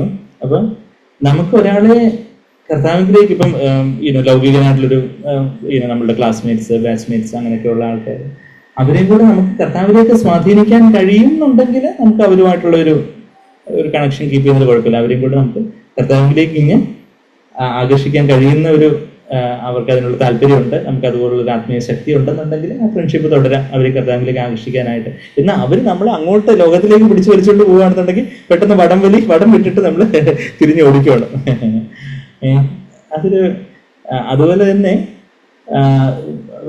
തന്നെ പക്ഷെ നേരെ തിരിച്ചും നമ്മളെ കൂടുതൽ കർത്താവിലേക്ക് നമ്മളെ ഉത്സാഹിപ്പിക്കുന്ന സഹോദരങ്ങളാവട്ടെ, അതുപോലുള്ള ഫ്രണ്ട്സ് ആണെങ്കിൽ ഓഫ്കോഴ്സ് അങ്ങനെയായിട്ടുള്ളവരെ നമ്മളെ കർത്താവിലേക്ക് കൂടുതലായിട്ട് നമ്മളെ ലോകത്തിലേക്ക് വലിച്ചെടുപ്പിക്കുന്നവരാണെങ്കിൽ നമ്മൾ ആ ഫ്രണ്ട്ഷിപ്പ് വിട്ട് അതൊരു ടഗ് ഓഫ് വാർ മാതിരി. അപ്പൊ അതുപോലെ തന്നെ അതൊരു വലിയൊരു ക്രൈറ്റീരിയ എന്ന് വെച്ചാൽ നമ്മളുടെ ഓരോരുത്തരുമായിട്ടുള്ള നമ്മളുടെ സുഹൃത്ത് ബന്ധങ്ങൾ, നമ്മൾ ബന്ധുക്കളുമായിട്ടുള്ള ഇടപെടുന്നത്, നമ്മളുടെ സുഹൃത്തുക്കളുമായിട്ട് ഇടപെടുന്നത്, ഇത് സഹോദര സഹോദരങ്ങളുമായിട്ട് തന്നെ എല്ലാവരും ഒരേപോലെ ആത്മീയരല്ലെന്ന ആ ഒരു നമ്മളുടെ കൂട്ടായ്മ, നമ്മൾ ഏതൊരളവില് ഒരാളോട് ക്ലോസ് ആവുന്നു എന്നുള്ളതൊക്കെ അത് ഒരു ഭക്തിയുടെ വേഷം മാത്രമേ ഉള്ളൂ. ശക്തിയില്ല, നമുക്ക് നമ്മളാരും വെറുക്കുന്നില്ല, പക്ഷെ നമുക്ക് അത്ര ഒരു കൂട്ടായ്മ പറ്റത്തില്ല എന്ന് പറയുന്നത് പോലെ. അപ്പം ഞാൻ തിരിച്ച ഭക്തിയുടെ വേഷത്തിന്റെ കാര്യം പറഞ്ഞപ്പോൾ നമ്മൾ മത്തായി 7:15 നമ്മൾ പോയത്. അവിടെ എന്താ നമ്മൾ വായിക്കുന്നത്? മത്തായി 7:15 കള്ളപ്രവാചകന്മാരെ സൂക്ഷിച്ചുകൊള്ളുവാൻ. അവർ ആടുകളുടെ വേഷമുണ്ട്. ആടുകളുടെ വേഷം എന്ന് പറഞ്ഞാൽ ചിലപ്പം വെള്ളയായിരിക്കും, ചിലപ്പോൾ അതുപോലെയൊക്കെയുള്ള അതുപോലെയൊക്കെയുള്ള പല വേഷവിധാനങ്ങളും ബൈബിൾ എടുത്തു പോകുന്നു. അതുപോലെയൊക്കെയുള്ള പല വലിയ ഭക്തിയുടെ വേഷങ്ങളും ഭാഷകളും, ഹല്ലേലൂയ സ്തോത്രം എന്നൊക്കെ പറഞ്ഞുള്ള വേഷങ്ങളും ഭാഷകളും ഒക്കെ കാണും. എന്ന് നിങ്ങളുടെ അടുക്കൽ വരുന്ന അകമോ കടിച്ചുകിറുന്ന ചെന്നായ്ക്കളാകുന്നു. അകമേ ഒരു ചെന്നായ ആട്ടിൻകൂട്ടത്തിലേക്ക് പോകുന്ന എന്തിനു വേണ്ടിയാണ്? ഈ ആടുകളെ എങ്ങനെ ഒന്ന് അനുഗ്രഹിക്കാം, ആടുകൾക്ക് വേണ്ടി എങ്ങനെ ഒന്ന് പ്രാർത്ഥിക്കാന്ന് വിചാരിച്ചാണ് ചെന്നായ പോകുന്നത്. മറിച്ച് ആട്ടിൽ നിന്ന് എങ്ങനെ എക്സ്പ്ലോയിറ്റ് ചെയ്ത് ആട്ടിൻ മാംസം ഭക്ഷിക്കാമെന്നാണ് ചെന്നായുടെ എന്ന് പറയുന്നത് പോലെ. ആ ഒരു സെൽഫിഷ് മോട്ടീവ്സോടുകൂടെ ഭക്തിയുടെ വേഷമൊക്കെ ധരിച്ച് നമ്മളെ പൈസ ചോദിക്കാനായിട്ടോ അല്ലെങ്കിൽ അങ്ങനെയൊക്കെയുള്ള അതുപോലെ എന്തെങ്കിലുമൊക്കെ ചൂഷണം ചെയ്യാനൊക്കെ ആയിട്ടുള്ള അങ്ങനെയുള്ളവരെയൊക്കെ സൂക്ഷിച്ചു കൊള്ളുവിൻ എന്നുള്ളൊരു കാര്യം കർത്താവ് പറയുന്നത്. അതുകൊണ്ട് കർത്താവ് പറയാം അവരുടെ ഫലങ്ങളാൽ 16-ാമത്തെ വാക്യത്തിലും 20-ാമത്തെ വാക്യത്തിലും കർത്താവ് വീണ്ടും വീണ്ടും പറയുന്ന ഒരേ ഒരു കാര്യം, ആകയാൽ അവരുടെ ഫലത്താൽ അല്ലെങ്കിൽ ഫലങ്ങളാൽ, ശരിക്കും ഫലത്താൽ എന്ന് 20ാമത്തെ വാക്യത്തിൽ എഴുതിയിരിക്കുന്നുണ്ടെങ്കിൽ പോലും ഗ്രീക്കിലും ഇംഗ്ലീഷിലും അതിന്റെ പ്ലൂറൽ തന്നെ കാർപ്പോസ് എന്നുള്ളൊരു വാക്ക് ഫലങ്ങളാൽ എന്നാണ്. അവരുടെ ഫലങ്ങളാൽ, ജീവിതത്തിന്റെ ഫലമാവട്ടെ ശുശ്രൂഷയുടെ ഫലമാകട്ടെ, അവരുടെ ഫലങ്ങളാൽ നിങ്ങൾക്ക് അവരെ തിരിച്ചറിയാം. മുടുകളിൽ നിന്ന് മുന്തിരിപ്പഴവും ഞെരിഞ്ഞിലുകളിൽ നിന്ന് അത്തിപ്പഴവും ഒക്കെ പറിക്കാറുണ്ടും. ഒരു മുൾച്ചെടി ഉണ്ടെങ്കിൽ മുൾച്ചെടിയിൽ നിന്ന് മുന്തിരിപ്പഴം കിട്ടും. മുന്തിരിപ്പഴം കിട്ടണമെങ്കിൽ അതിന്റെ ട്രീ ഉണ്ട് എന്ന് പറയുന്നത് പോലെ നല്ല വൃക്ഷമൊക്കെ നല്ല ഫലം കായ്ക്കുന്നു, ആഘാത വൃക്ഷമോ ആഘാത ഫലം കായ്ക്കുന്നു. അപ്പൊ ഇവര് അകമേ ചെന്നായ്ക്കളും പറയുമ്പോൾ അവരുടെ ജീവിതത്തിലെ അവരുടെ ആ സ്വയം അത് തന്നെയാണ് അവരുടെ ജീവിതത്തിന്റെ കേന്ദ്രം. എന്നാൽ ആടുകളുടെ വേഷമുണ്ട്, പുറമേ ഭക്തിയുടെ പല വേഷമുണ്ട്. അത് ഒരു മതഭക്തിയുടെ ഒരു മേലങ്കിയുണ്ട്. അപ്പം നമ്മുടെ ജീവിതത്തിൽ അങ്ങനെ ആ മതഭക്തി മാത്രമേ ഉള്ളൂ. യഥാർത്ഥത്തിലുള്ള ഒരു ശക്തി ഇല്ലാത്തവരെ നമ്മൾ ഒഴിഞ്ഞു നിൽക്കുക. അത് മാത്രമല്ല, നമ്മുടെ ജീവിതത്തിലും ഈ ഒരു മതഭക്തി മാത്രമേ ഉള്ളൂ. യഥാർത്ഥത്തിലുള്ള ഒരു ആത്മീയതയിൽ നമ്മൾ എത്രമാത്രം വളരുന്നുണ്ട്. നമ്മൾ പല കാര്യങ്ങൾ പുറമേ ചെയ്യുന്നതിൽ എന്തൊക്കെയോ പല കാര്യങ്ങൾ ചെയ്യുന്നു എന്നുള്ളതല്ല, മറിച്ച് കർത്താവിനോടുള്ള ഒരു നമ്മുടെ ഗാംഭീര്യമായിട്ടുള്ള ഒരു ഭക്തിയിൽ നമ്മൾ എത്രയധികം കാര്യങ്ങൾ വളരുന്നു. കർത്താവിനുള്ള സ്നേഹത്തിൽ നമ്മൾ എത്രയധികം വളരുന്നു. കർത്താവിന്റെ മുമ്പാകെയുള്ള ഒരു താഴ്മയിൽ നമ്മൾ എത്രയധികം വളരുന്നു. കർത്താവിന് മുമ്പാകെയുള്ള ഒരു നുറുക്കത്തിൽ ആശ്രയത്തിൽ നമ്മൾ എത്രമാത്രം വളരുന്നു. ആ കാര്യങ്ങൾ അവിടെ കർത്താവ് പറയുന്നുണ്ട്, ഫലങ്ങളാൽ അവരെ തിരിച്ചറിയുക എന്നുള്ളൊരു കാര്യം. മത്തായി 21 അധ്യായത്തിലേക്ക് വരുമ്പോൾ, മത്തായി 21 മർക്കോസ് 11 ഒരു അത്തി വൃക്ഷത്തെ കർത്താവ് ശപിക്കുന്ന ഒരു കാര്യം നമ്മളെല്ലാവരും അത് വായിച്ചിട്ടുണ്ടായിരിക്കും. അവിടെ മത്തായി 21 അധ്യായത്തിലേക്ക് വരുവാണെങ്കിൽ അവിടെ നമ്മൾ 17 മുതലുള്ള വാക്യങ്ങളിൽ കാണുന്നൊരു കാര്യമുണ്ട്. പിന്നെ അവരെ വിട്ട് നഗരത്തിൽ നിന്ന് പുറപ്പെട്ട്, അതായത് കർത്താവ് ദേവാലയം ശുദ്ധമാക്കിയ കാര്യമൊക്കെ നമ്മളവിടെ യെരുശലേമിലേക്ക് കർത്താവ് അവസാനത്തെ ആഴ്ച വരുന്നു. അവസാന ഞായറാഴ്ച കർത്താവ് യെരുശലേം ദേവാലയത്തിലേക്ക് വരുന്നു, ദേവാലയം ശുദ്ധമാക്കുന്നു. അതിനുശേഷം കർത്താവ് ബഥനിയിലേക്ക് മടങ്ങി പോകുന്നു. അവിടെ ബഥനിയിൽ രാപാർക്കുന്നു. നഗരത്തിൽ നിന്ന്, അത് യെരുശലേം നഗരത്തിൽ നിന്ന് പുറപ്പെട്ട് ബഥാനിയിൽ ചെന്ന് അവിടെ രാത്രി പാർത്തു. രാവിലെ അവൻ നഗരത്തിലേക്ക് മടങ്ങി പോകുന്ന സമയം, രാവിലെ ബഥനിയിൽ നിന്ന് യെരുശലേമിലേക്ക് കർത്താവ് വരുക. വിശന്നിട്ട് വഴിയരികെ ഒരു അത്തിവൃക്ഷം കണ്ടു. അടുക്ക ചെന്നു, അതിൽ ഇലയല്ലാതെ ഒന്നും കാണായികയാൽ ഇനി നിന്നിൽ ഒരു നാളും ഫലം ഉണ്ടാകാതെ പോകട്ടെ എന്ന് അതിനോട് പറഞ്ഞു. അത് അത്തിവൃക്ഷം, അത് അത്തിഫലത്തിന്റെ അത്തിഫലം കായ്ക്കുന്ന സമയമല്ലായിരുന്നു, അതിന്റെ സീസൺ അല്ലായിരുന്നു. അത് മർക്കോസിന്റെ സുവിശേഷത്തിൽ നമ്മൾ വായിക്കുന്നുണ്ട്. എന്നാൽ കർത്താവ് അവിടെ ഒരു അവിടെ ഒരു എന്താണ് പറയുന്നത്, അവിടെ ഒരു ആലിഗറി, അവിടെ ഒരു ഉപമ എന്ന് പറഞ്ഞാൽ അവിടെ ചില ആത്മീയമായിട്ടുള്ള ചില അർത്ഥങ്ങളും ആ അത്തി ഇസ്രായേലിനെ കുറിക്കുന്നതാണെന്നും ഇസ്രായേലിന്റെ ഫലം നോക്കാനായിട്ട് കർത്താവ് വരുന്നു, എന്നാൽ അവിടെ ഫലമില്ല. ആ ഇസ്രായേലിന്റെ മേലൊരു ശാപം ഉണ്ടാകുന്നു, ഇസ്രായേൽ ചിന്നിച്ചിതറി പോകുന്നു. പിന്നീട് കർത്താവിന്റെ ക്രൂശീകരണത്തിന് 40 വർഷങ്ങൾക്ക് ശേഷം അങ്ങനെയൊക്കെയുള്ള ചില ആത്മീയമായിട്ടുള്ള അർത്ഥങ്ങളും കാര്യങ്ങളും ഒക്കെ ഉണ്ട്. അപ്പൊ അവിടെ ഈ അത്തിയില എന്ന് പറഞ്ഞാൽ വലിയ ഇലയാ. ആ അത്തിയില കൊണ്ടാണ് ആര് നാണം മറിച്ചത്? ആദാവും ഹവ്വയും. അത് അവർ പാപം ചെയ്തപ്പം അവര് നഗ്നരാണെന്ന് മനസ്സിലായപ്പം അവര് അത്തിവില തിന്നി. ആ അത്തിയില എന്ന് പറഞ്ഞാല് മനുഷ്യന്റെ സ്വന്തം ശ്രമമാണ് ദൈവത്തിന് മുമ്പാകെ അക്സെപ്റ്റഡ് ആകാൻ വേണ്ടി മനുഷ്യന്റെ സ്വന്തം ശ്രമം. അത് മതഭക്തി. ആ അത്തിയില, ആ ഇലകള്, ആ വൃക്ഷത്തിന്റെ ഇലകളുണ്ട്, എന്നാൽ ഫലമില്ല എന്ന് പറഞ്ഞാല് ആ ഇലകൾ എന്ന് പറഞ്ഞാൽ നമ്മളുടെ റിലീജിയസ് വർക്ക്സ്, നമ്മളുടേതായ ചില നീതി പ്രവർത്തികൾ. ഞാൻ അത് ചെയ്യുന്നു, ഇത് ചെയ്യുന്നു, അത് ചെയ്യുന്നു, ഇത് ചെയ്യുന്നു. നമ്മളുടേതായ നമുക്ക് തന്നെ ഒരു പുകഴ്ച ഉണ്ടാകും ചില കാര്യങ്ങൾ. ഞാൻ ഇത്ര തവണ ബൈബിൾ വായിച്ചിട്ടുണ്ട്, ഇത് കാര്യങ്ങൾ എനിക്കറിയാം, ഇത് എനിക്ക് ഇത്ര എനിക്ക് പാരമ്പര്യമുണ്ടെന്നോ അങ്ങനെയൊക്കെയുള്ള നമ്മൾ തന്നെ നമ്മളുടെ ആത്മീയതയെക്കുറിച്ച് നമുക്കൊരു നികളവും ഒരു അഭിമാനവും ഒരു എന്താണ് പറയുക, നമുക്ക് നമ്മളെക്കുറിച്ച് വലിയ അഭിപ്രായം ഉണ്ടാക്കുന്ന അങ്ങനെയൊക്കെയുള്ള ചില കാര്യങ്ങൾ, അതൊക്കെ എന്താ ഇലകൾ മാത്രമാണ്. എന്നാൽ ഫലം തേടിയ കർത്താവ് വരുന്നത് ആത്മാവിന്റെ ഫലം എന്താ? സ്നേഹവും സന്തോഷവും സമാധാനവും പരോപകാരവും ഇന്ദ്രിയജയവും സൗമ്യതയും നന്മയും എന്നൊക്കെ നമ്മളവിടെ ഗലാത്യർ 5:22-23 വാക്യങ്ങളിലെ വിശ്വസ്തത, വിശ്വാസം എന്നൊക്കെ നമ്മളവിടെ വായിക്കുന്നുണ്ട്. ആ ഫലം അതാണ്. ആ ഫലത്താൽ അത് ജീവിതത്തിന്റെ ഫലം ആണ്. ആത്മാവിന്റെ ഫലം, ജീവിതത്തിന്റെ ഫലമുണ്ട്, ശുശ്രൂഷയുടെ ഫലമുണ്ട്. സൈക്ലോയിൽ നമ്മൾ കേട്ടിട്ടുണ്ട്, ഫ്രൂട്ട് എന്ന് പറയുമ്പോൾ 2 തരത്തിലുള്ള ഫ്രൂട്ട്സ് ഉണ്ട്. ജീവിതത്തിന്റെ ഫലമുണ്ട്, ശുശ്രൂഷയുടെ ഫലം എന്ന് പറഞ്ഞാൽ നമ്മളുടെ ജീവിതം കൊണ്ട് മറ്റുള്ളവർക്ക് ഇങ്ങനെ ഒരു അനുഗ്രഹമാകുന്നു. നമ്മളുടെ കുടുംബത്തിലുള്ളവർക്ക്, നമ്മുടെ സഭയിലുള്ളവർക്ക്, നമ്മുടെ ജോലി സ്ഥലത്തുള്ളവർക്ക്, മറ്റുള്ളവരെ കർത്താവിലേക്ക് നമുക്ക് കൊണ്ടുവരുന്നതും കർത്താവിലെ ഉറപ്പിക്കുകയൊക്കെ ചെയ്യുന്ന ശുശ്രൂഷയുടെ ഫലം. നമ്മളുടെ ശുശ്രൂഷ, നമ്മുടെ ജീവിതം നിറഞ്ഞു കവിഞ്ഞ് മറ്റുള്ളവർക്ക് നമ്മൾ എത്രമാത്രം അനുഗ്രഹമാകുന്നു എന്നുള്ള ഒരു ശുശ്രൂഷയുടെ ഫലം. അതൊക്കെ കൊണ്ടാണ് നമ്മൾ അവരെ തിരിച്ചറിയുക, ഭക്തിയുടെ മതഭക്തി. അപ്പം നമ്മുടെ ജീവിതത്തിൽ എത്രമാത്രം ഒരു ഫലമുണ്ട്? അതോ കുറെ ഇലകൾ മാത്രമേ ഉള്ളൂ? പല കാര്യങ്ങളും നമ്മൾ ചെയ്യുന്നു, പറയുന്നു, പല കാര്യങ്ങളും അറിയാം എന്നുള്ളത് മാത്രമേ ഉള്ളൂ, അതോ ഒരു യഥാർത്ഥത്തിലുള്ള ഒരു ഫലമുണ്ടോ, അങ്ങനെയുള്ള കാര്യങ്ങൾ. അപ്പം ഈ കാര്യങ്ങൾ അതാ പിന്നെ നമ്മൾ താഴോട്ട് അതാ വായിക്കുന്നത്. അത് കഴിഞ്ഞിട്ട് കർത്താവ് പറയുന്നത്, അതായത് നല്ല വൃക്ഷം നല്ല ഫലം കായ്ക്കുന്നു. നമ്മളിൽ എല്ലാവരുടെ ഒരു ആത്മാവും ഉണ്ട്, ജഡവുമുണ്ട്. അപ്പൊ ഈ ജഡമാണ് ശീതവൃക്ഷം. ആ ജഡം പ്രോമിനന്റ് ആയിട്ട് നിൽക്കുന്നവരിൽ ജഡത്തിന്റെ ഫലങ്ങളാ വരുന്നത്, പുറത്ത് ജഡത്തിന്റെ പ്രവൃത്തികൾ വരുന്നു. അത് ചീത്ത വൃക്ഷം ചീത്ത ഫലങ്ങൾ കായ്ക്കുന്നു. എന്നാൽ ആ ജഡത്തെ അനുദിനം മരിപ്പിച്ച് ക്രൂശിലേൽപ്പിച്ച് ആത്മാവിനാൽ, പരിശുദ്ധാത്മാവിനാൽ ശരീരത്തിന്റെ പ്രവൃത്തികളെ, ജഡത്തിന്റെ പ്രവൃത്തികളെയൊക്കെ മരിപ്പിക്കുന്നുവെങ്കിൽ നിങ്ങൾ ജീവിക്കുമെന്ന് നമ്മൾ റോമർ 8:13 വായിക്കുന്നത് പോലെ നമ്മുടെ ജീവിതത്തിൽ അനുദിനം നമ്മൾ ക്രൂസ് എടുത്ത് പരിശുദ്ധാത്മാവ് നിറഞ്ഞ് ആത്മാവിൽ നിന്ന് ഉള്ള ഫലങ്ങളാണെങ്കിൽ അത് നല്ല വൃക്ഷം നല്ല ഫലങ്ങൾ കായ്ക്കും.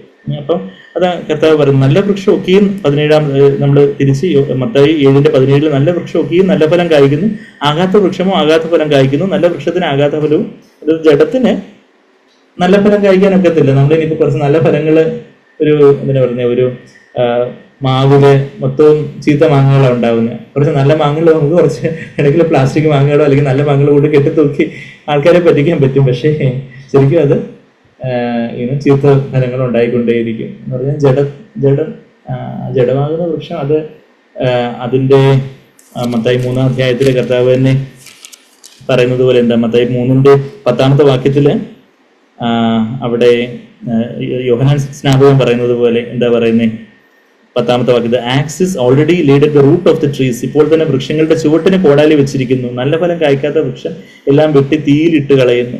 നമ്മുടെ ജീവിതത്തിൽ നല്ല ഫലം കായ്ക്കാത്ത ഈ ജഡമാകുന്ന വൃക്ഷത്തെ, അതിന്റെ ഫ്രൂട്ട്സ്, ജഡത്തിന്റെ ഫ്രൂട്ട്സ് ഒരു കത്രിക വെച്ച്, ന്യായപ്രമാണം ഒരു കത്രിക മാതിരിയാണ്, പുതിയ നിയമം ഒരു കോടാലി മാതിരിയാണെന്ന് സൈബർ നമ്മൾ കേട്ടിട്ടുണ്ടായിരിക്കും. ന്യായപ്രമാണം എന്ന് പറഞ്ഞാൽ അവരുടെ പുറമേ ജഡത്തിൽ നിന്ന് വരുന്ന ചില പ്രവൃത്തികളൊക്കെ മുറിച്ച് കളയാൻ വേണ്ടി ഓരോ ചീത്ത ഫലം വരുമ്പോഴത്തേക്കും പെട്ടെന്ന് കത്രിക ഒന്ന് മുറിച്ച് കളയുന്നു. അത്രയും അവർക്ക് സാധിച്ചിരുന്നുള്ളൂ. എന്നാൽ പുതിയ നിയമത്തിന്റെ വചനമാകുന്ന കോടാലി കൊണ്ട് ഈ ജഡമാകുന്ന വൃക്ഷത്തിന്റെ തായ്വേര്, അതാ ഇപ്പോൾ വൃക്ഷങ്ങളുടെ ചുവട്ടിന് കോടാലി വെച്ചിരിക്കുന്നു.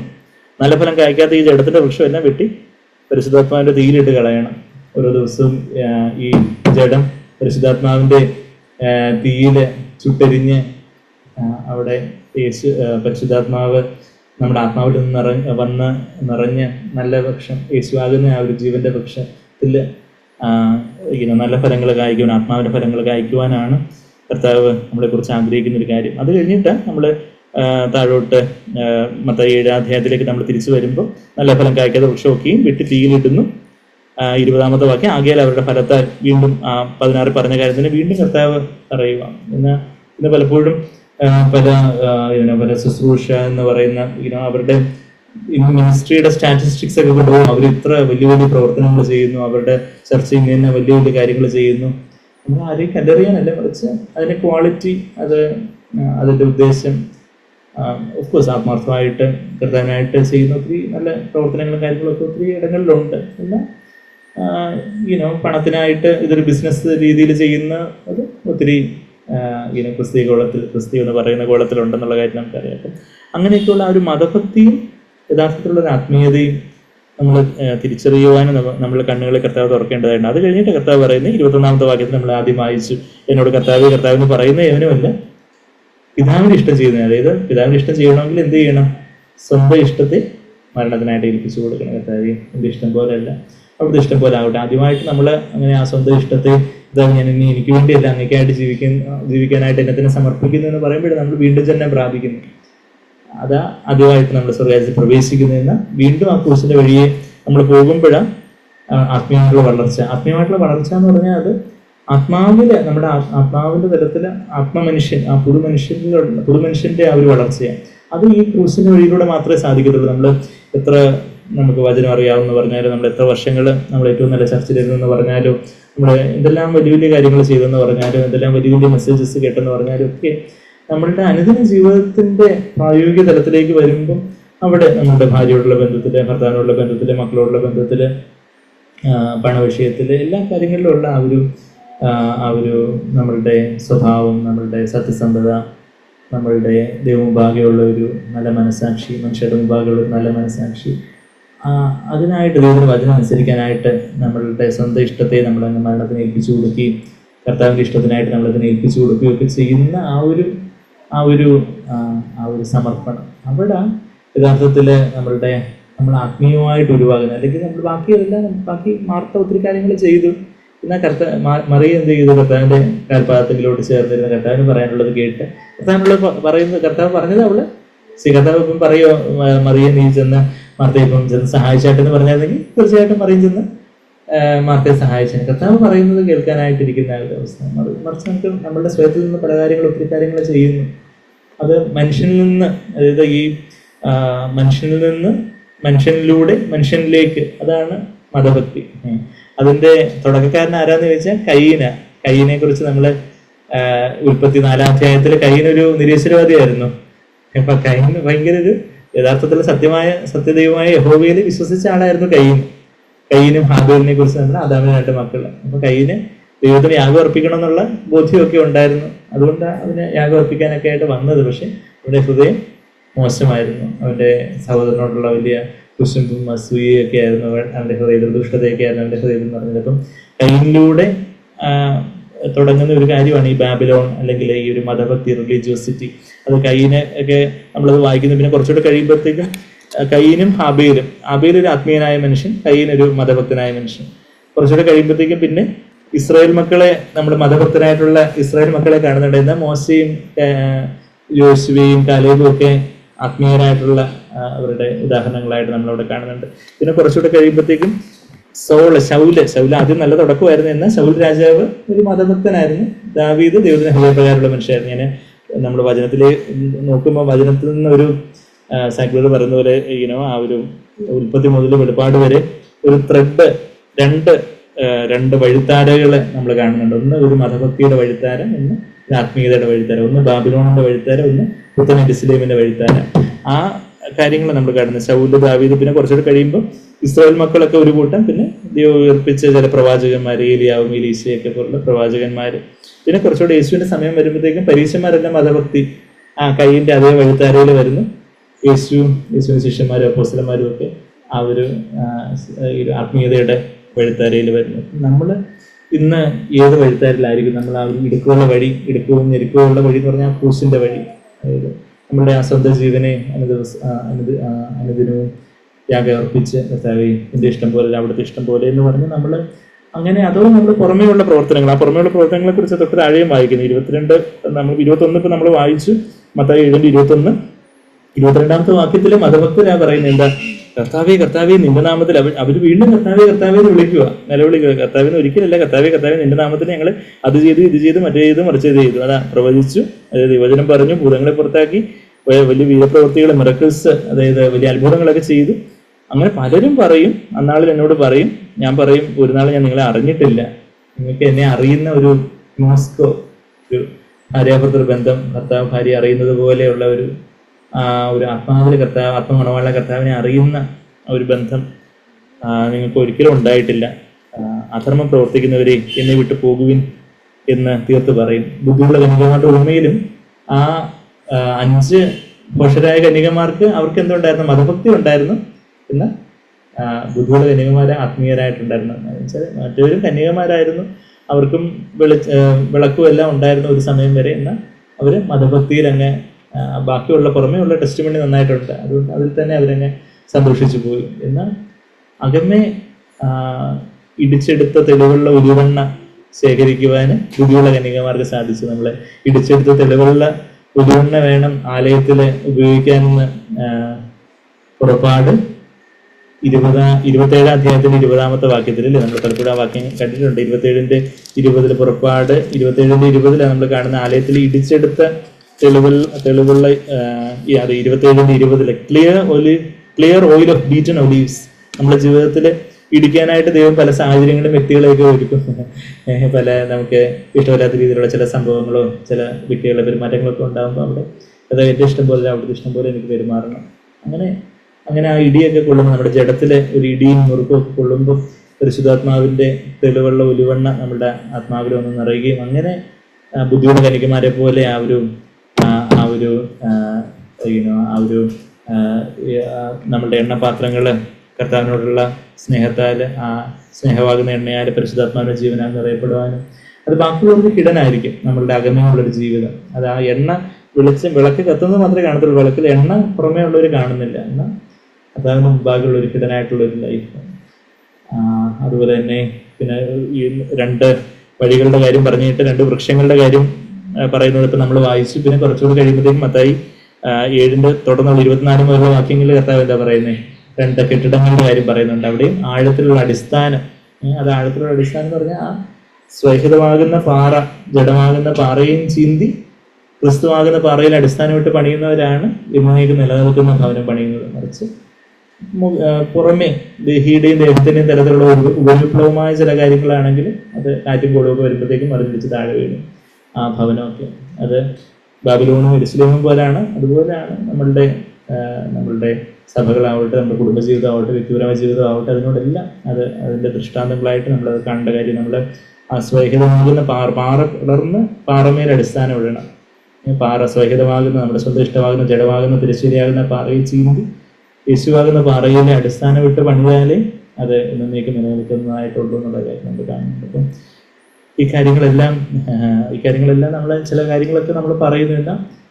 നമുക്ക് തന്നെ ദൈവം നമ്മളെ ഹൃദയദൃഷ്ടിയെ പ്രകാശിപ്പിച്ച് മതഭക്തി പുറമേയുള്ള പല കാര്യങ്ങളൊക്കെ ചെയ്യുന്നതിലല്ല, മറിച്ച് അതിനെയുള്ളൊരു അനുസരണവും മുറുക്കവും താഴ്മയും അങ്ങനെയുള്ള കാര്യങ്ങളാണ് യഥാർത്ഥത്തിൽ ദൈവമുമ്പാകെ വിലയുള്ളതെന്നുള്ളൊരു കാര്യം മനസ്സിലാക്കാനായിട്ട് കർത്താവ് നമ്മുടെ ഹൃദയദൃഷ്ടിയെ പ്രകാശിപ്പിക്കട്ടെ. കർത്താവിനോടുള്ള ആ ഒരു ഏകാഗ്രമായിട്ടുള്ള ഒരു ഭക്തിയിൽ തികഞ്ഞു വരുവാൻ, കർത്താവിനോടുള്ള ആ ഒരു ഐ ആം മൈ ലോർഡ്, ആ ഒരു അതിവിശുദ്ധ സ്ഥലത്ത് ഞാനും എൻ്റെ കർത്താവ് മാത്രമേ ഉള്ളൂ. പ്രാകാരത്തും വിശുദ്ധ സ്ഥലത്തും വേറെ ഒത്തിരി ആൾക്കാരൊക്കെ ഉണ്ട്. പ്രാകാരത്ത് ഒത്തിരി ആൾക്കാരുണ്ട്, വിശുദ്ധ സ്ഥലത്ത് കുറച്ചുകൂടെ ആൾക്കാരുണ്ട്. എന്നാൽ അതിവിശുദ്ധ സ്ഥലത്തിലേക്ക് ഈ ജഡവും ചീന്തി അതിവിശുദ്ധ സ്ഥലത്ത് ഞാനും എൻ്റെ കർത്താവ് മാത്രമേ ഉള്ളൂ. അങ്ങനെയുള്ളൊരു ജീവിതം നമുക്കുണ്ടോ? അത് നമ്മളെ എല്ലാവരുടെയും കൂട്ടത്തിലുള്ളൊരു ക്രിസ്ത്യാനിയാണ്. എല്ലാവരും എൻ്റെ വീട്ടിലുള്ളവരും ചർച്ചിൽ പോകുന്നു, ഞാനും അങ്ങ് പോകുന്നു. എൻ്റെ സഭയിലുള്ളവരെല്ലാം അങ്ങ് പോകുന്നു, അതുകൊണ്ട് ഞാനും അങ്ങ് പോകുന്നു. അത് ഞാനും എൻ്റെ കർത്താവും. വേറെ ഇനിയിപ്പോൾ എല്ലാവരും ഈ ലോകത്തിലുള്ള എല്ലാവരും ഇനിയിപ്പോൾ കർത്താവിനെ വിട്ട് പോയാലും എനിക്ക് എൻ്റെ കർത്താവിനെ മതി, എനിക്ക് നീ മതിയേ എന്നൊക്കെ പറഞ്ഞ് നമ്മൾ ആ ഒരു ആശ്രിത വത്സല്യം എന്നുള്ള പാട്ടിൻ്റെ അവസാനം നമ്മൾ പാടി, എനിക്ക് നീ മതിയേ കർത്താവേ, എനിക്ക് അങ്ങ് മതി, ബാക്കി സ്വർഗത്തിലാവട്ടെ ഭൂമിയിലാകട്ടെ എനിക്ക് വേറെ ഒന്നും വേണ്ട, എനിക്ക് അങ്ങ് മതി, അവിടുത്തെ ഇഷ്ടം ചെയ്താൽ മതി. അവിടെ തന്നെ തേടി വന്നല്ലോ ദോഷിയാൻ എന്നെ തേടി വരുവാൻ ക്രൂശ് വരെയും താണുവന്ന ഒരു കർത്താവെ, അവിടുത്തെ ആ സ്നേഹപ്രതീതവും അഗാധവും ഒക്കെയാണ് കർത്താവെ, എനിക്ക് അവിടുന്ന് മതി, എൻ്റെ അറിവിനതീതമായിട്ടുള്ള ഒരു സ്നേഹം. അങ്ങനെ കർത്താവിനോടുള്ളൊരു വ്യക്തിപരമായ ബന്ധത്തിൽ ആ ഒരു രഹസ്യ ജീവിതത്തിലുള്ള ഒരു വിശ്വസ്തത, രഹസ്യ ജീവിതത്തിലുള്ള കർത്താവിനുള്ളൊരു നടപ്പ്, നമ്മുടെ ഒരു ദൈനംദിന ജീവിതത്തിൽ കർത്താവിനെ കേൾക്കുവാനും കർത്താവ് ഓരോ കാര്യങ്ങൾ എങ്ങനെ ചെയ്യാനും എങ്ങനെ പറയാനും നമ്മളെക്കുറിച്ച് ആഗ്രഹിക്കുന്നത് പോലെ ചെയ്യുവാനും ഒക്കെ ഉള്ളൊരു, ബാക്കിയുള്ളവരെ കാണിക്കാനും ബാക്കിയുള്ളവരിൽ ഒരു മതിപ്പുളവാക്കാനും ഉള്ളൊരു കാര്യമല്ല, മറിച്ച് യേശുവായിട്ടുള്ളൊരു നിർമ്മലമായിട്ടുള്ളൊരു ജീവിതം. ആ ഒരു ജീവിതത്തിലേക്ക് വരുവാനും ദൈവം നമ്മളെ അധികമായിട്ട് ആ അതിവിശുദ്ധ സ്ഥലത്തേക്ക് കർത്താവിനോടുള്ള ഒരു ആഴത്തിലുള്ളൊരു കൂട്ടായ്മയിലേക്ക് വരുവാൻ ദൈവം നമ്മളെ അധികമായിട്ട് സഹായിക്കട്ടെ. കർത്താവ് മാത്രമാണ് നമ്മളുടെ ആധാരം. നമ്മൾ പുറമേ എന്തെല്ലാം പല കാര്യങ്ങൾ ചെയ്യുന്നു എന്നുള്ളതല്ല, ഇന്ന് അകമേ നമ്മളുടെ അടിസ്ഥാനമായിട്ട് ആരാ ഉള്ളത്? നമ്മുടെ ആധാരമായിട്ട് ആ കരുണാനിധിയായ കാൽവരിയുടെ സ്നേഹമായ കർത്താവാണോ? മുൻപേ പോയി അവിടുത്തെ പിൻപേ ഗമിക്കാനായിട്ട് കർത്താവെ ഞാനിതാ വരുന്നു. താതാ നിന്നിഷ്ടം മണ്ണിൽ ഞാൻ ചെയ്യുവാനായിട്ട് ഈ പാഴ്മണ്ണിൻ്റെ ആശയൊക്കെ ഞാൻ ത്യാഗം ചെയ്യുന്നു.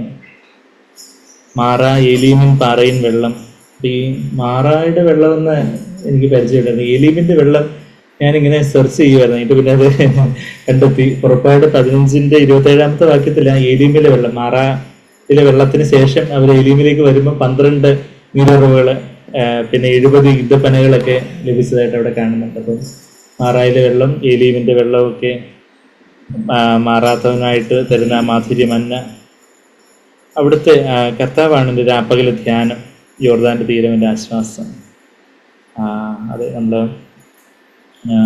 കർത്താവിന് കേന്ദ്രിതമായിട്ടുള്ള ജീവിതം. അതിനായിട്ടാണ് കർത്താവ് നമ്മളെ വിളിച്ചിരിക്കുന്നത്. പുറമേ മറ്റുള്ളവരിലൊരു മതിപ്പുളവാക്കാനായിട്ടുള്ള ഒരു അത്തിവൃക്ഷത്തിന് ഇലകളല്ല, മറിച്ച് ആത്മാവിലെ ദരിദ്രത്തോടെ കർത്താവേ ഞാനാണ് പാപി, എൻ്റെ കൂട്ടത്തിൽ യാതൊരു നന്മയും വസിക്കുന്നില്ല, ഈ കർത്താവേ ഞാനൊരിഷ്ട മനുഷ്യൻ, അവിടുന്ന് എൻ്റെ കരുണ ഉണ്ടാകണമേ, അവിടുന്ന് എന്നെ സഹായിക്കണമേ. ആ ഒരു ചാരുന്ന ഒരു മനോഭാവത്തോടെ, കർത്താവിൽ വസിക്കുന്ന ഒരു മനോഭാവത്തോടെ കർത്താവിൽ ആശ്രയിക്കുന്ന മനോഭാവത്തോടെ നീ മാത്രമാണ് എനിക്ക് ആധാരം, നമുക്ക് ആശ്രയത്തോടെ സന്തോഷത്തോടെ പ്രത്യാശയോടെ കർത്താവിനെ നോക്കിക്കൊണ്ട് നമുക്ക് പാടാം. കരുണാനിധി കാൽവരിയന്റെ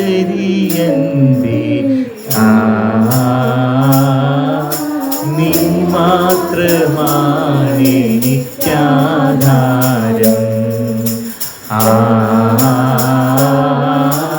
നീ മാത്രമാണ് എനിക്കാധാരം. കൃപയേകണം കൃപാനിധി, കൃപാനിധിയേ, കൃപാനിധിയേ, കൃപയേകണം കൃപാനിധി, കൃപാനിധിയേ, കൃപാനിധിയേ.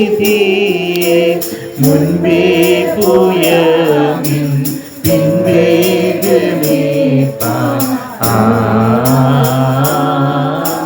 നീ മാത്രമാണ് എനിക്കാധാരം,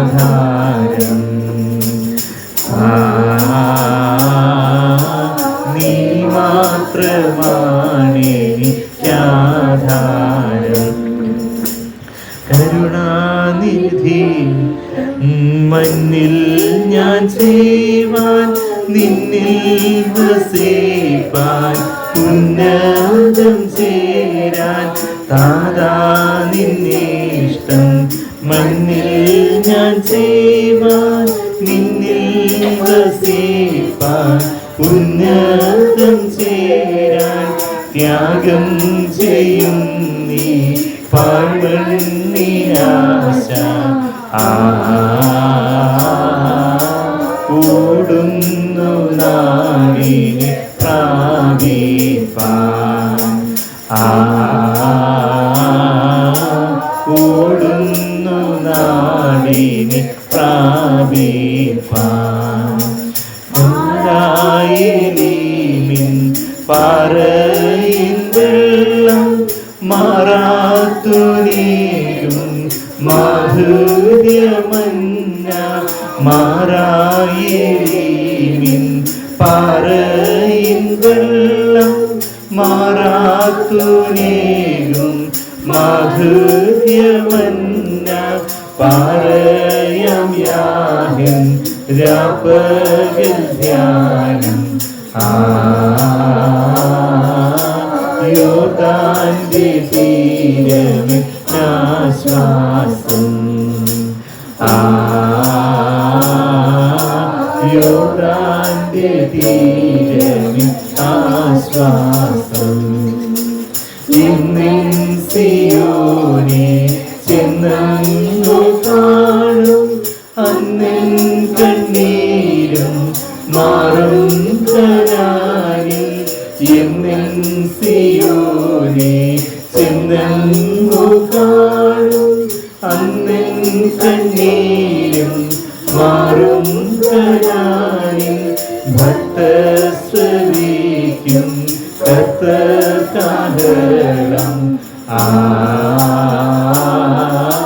വ്യക്തമായി കാണുമെന്റെ രക്ഷകനെ, വ്യക്തമായി കാണുമെന്റെ രക്ഷകനെ. കരുണാനിധിയേ കാൽവരിയന്റെ നീ മാത്രമാണ് എനിക്കാധാരം,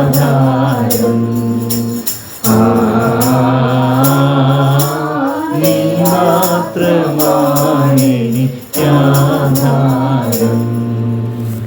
കർത്താവ് മാത്രമാണ് എനിക്ക് ആധാരം. ഈ ഭൂമിയിൽ കർത്താവിനല്ലാതെ എനിക്ക് ആഗ്രഹിക്കാൻ വേറെന്തുള്ളൂ?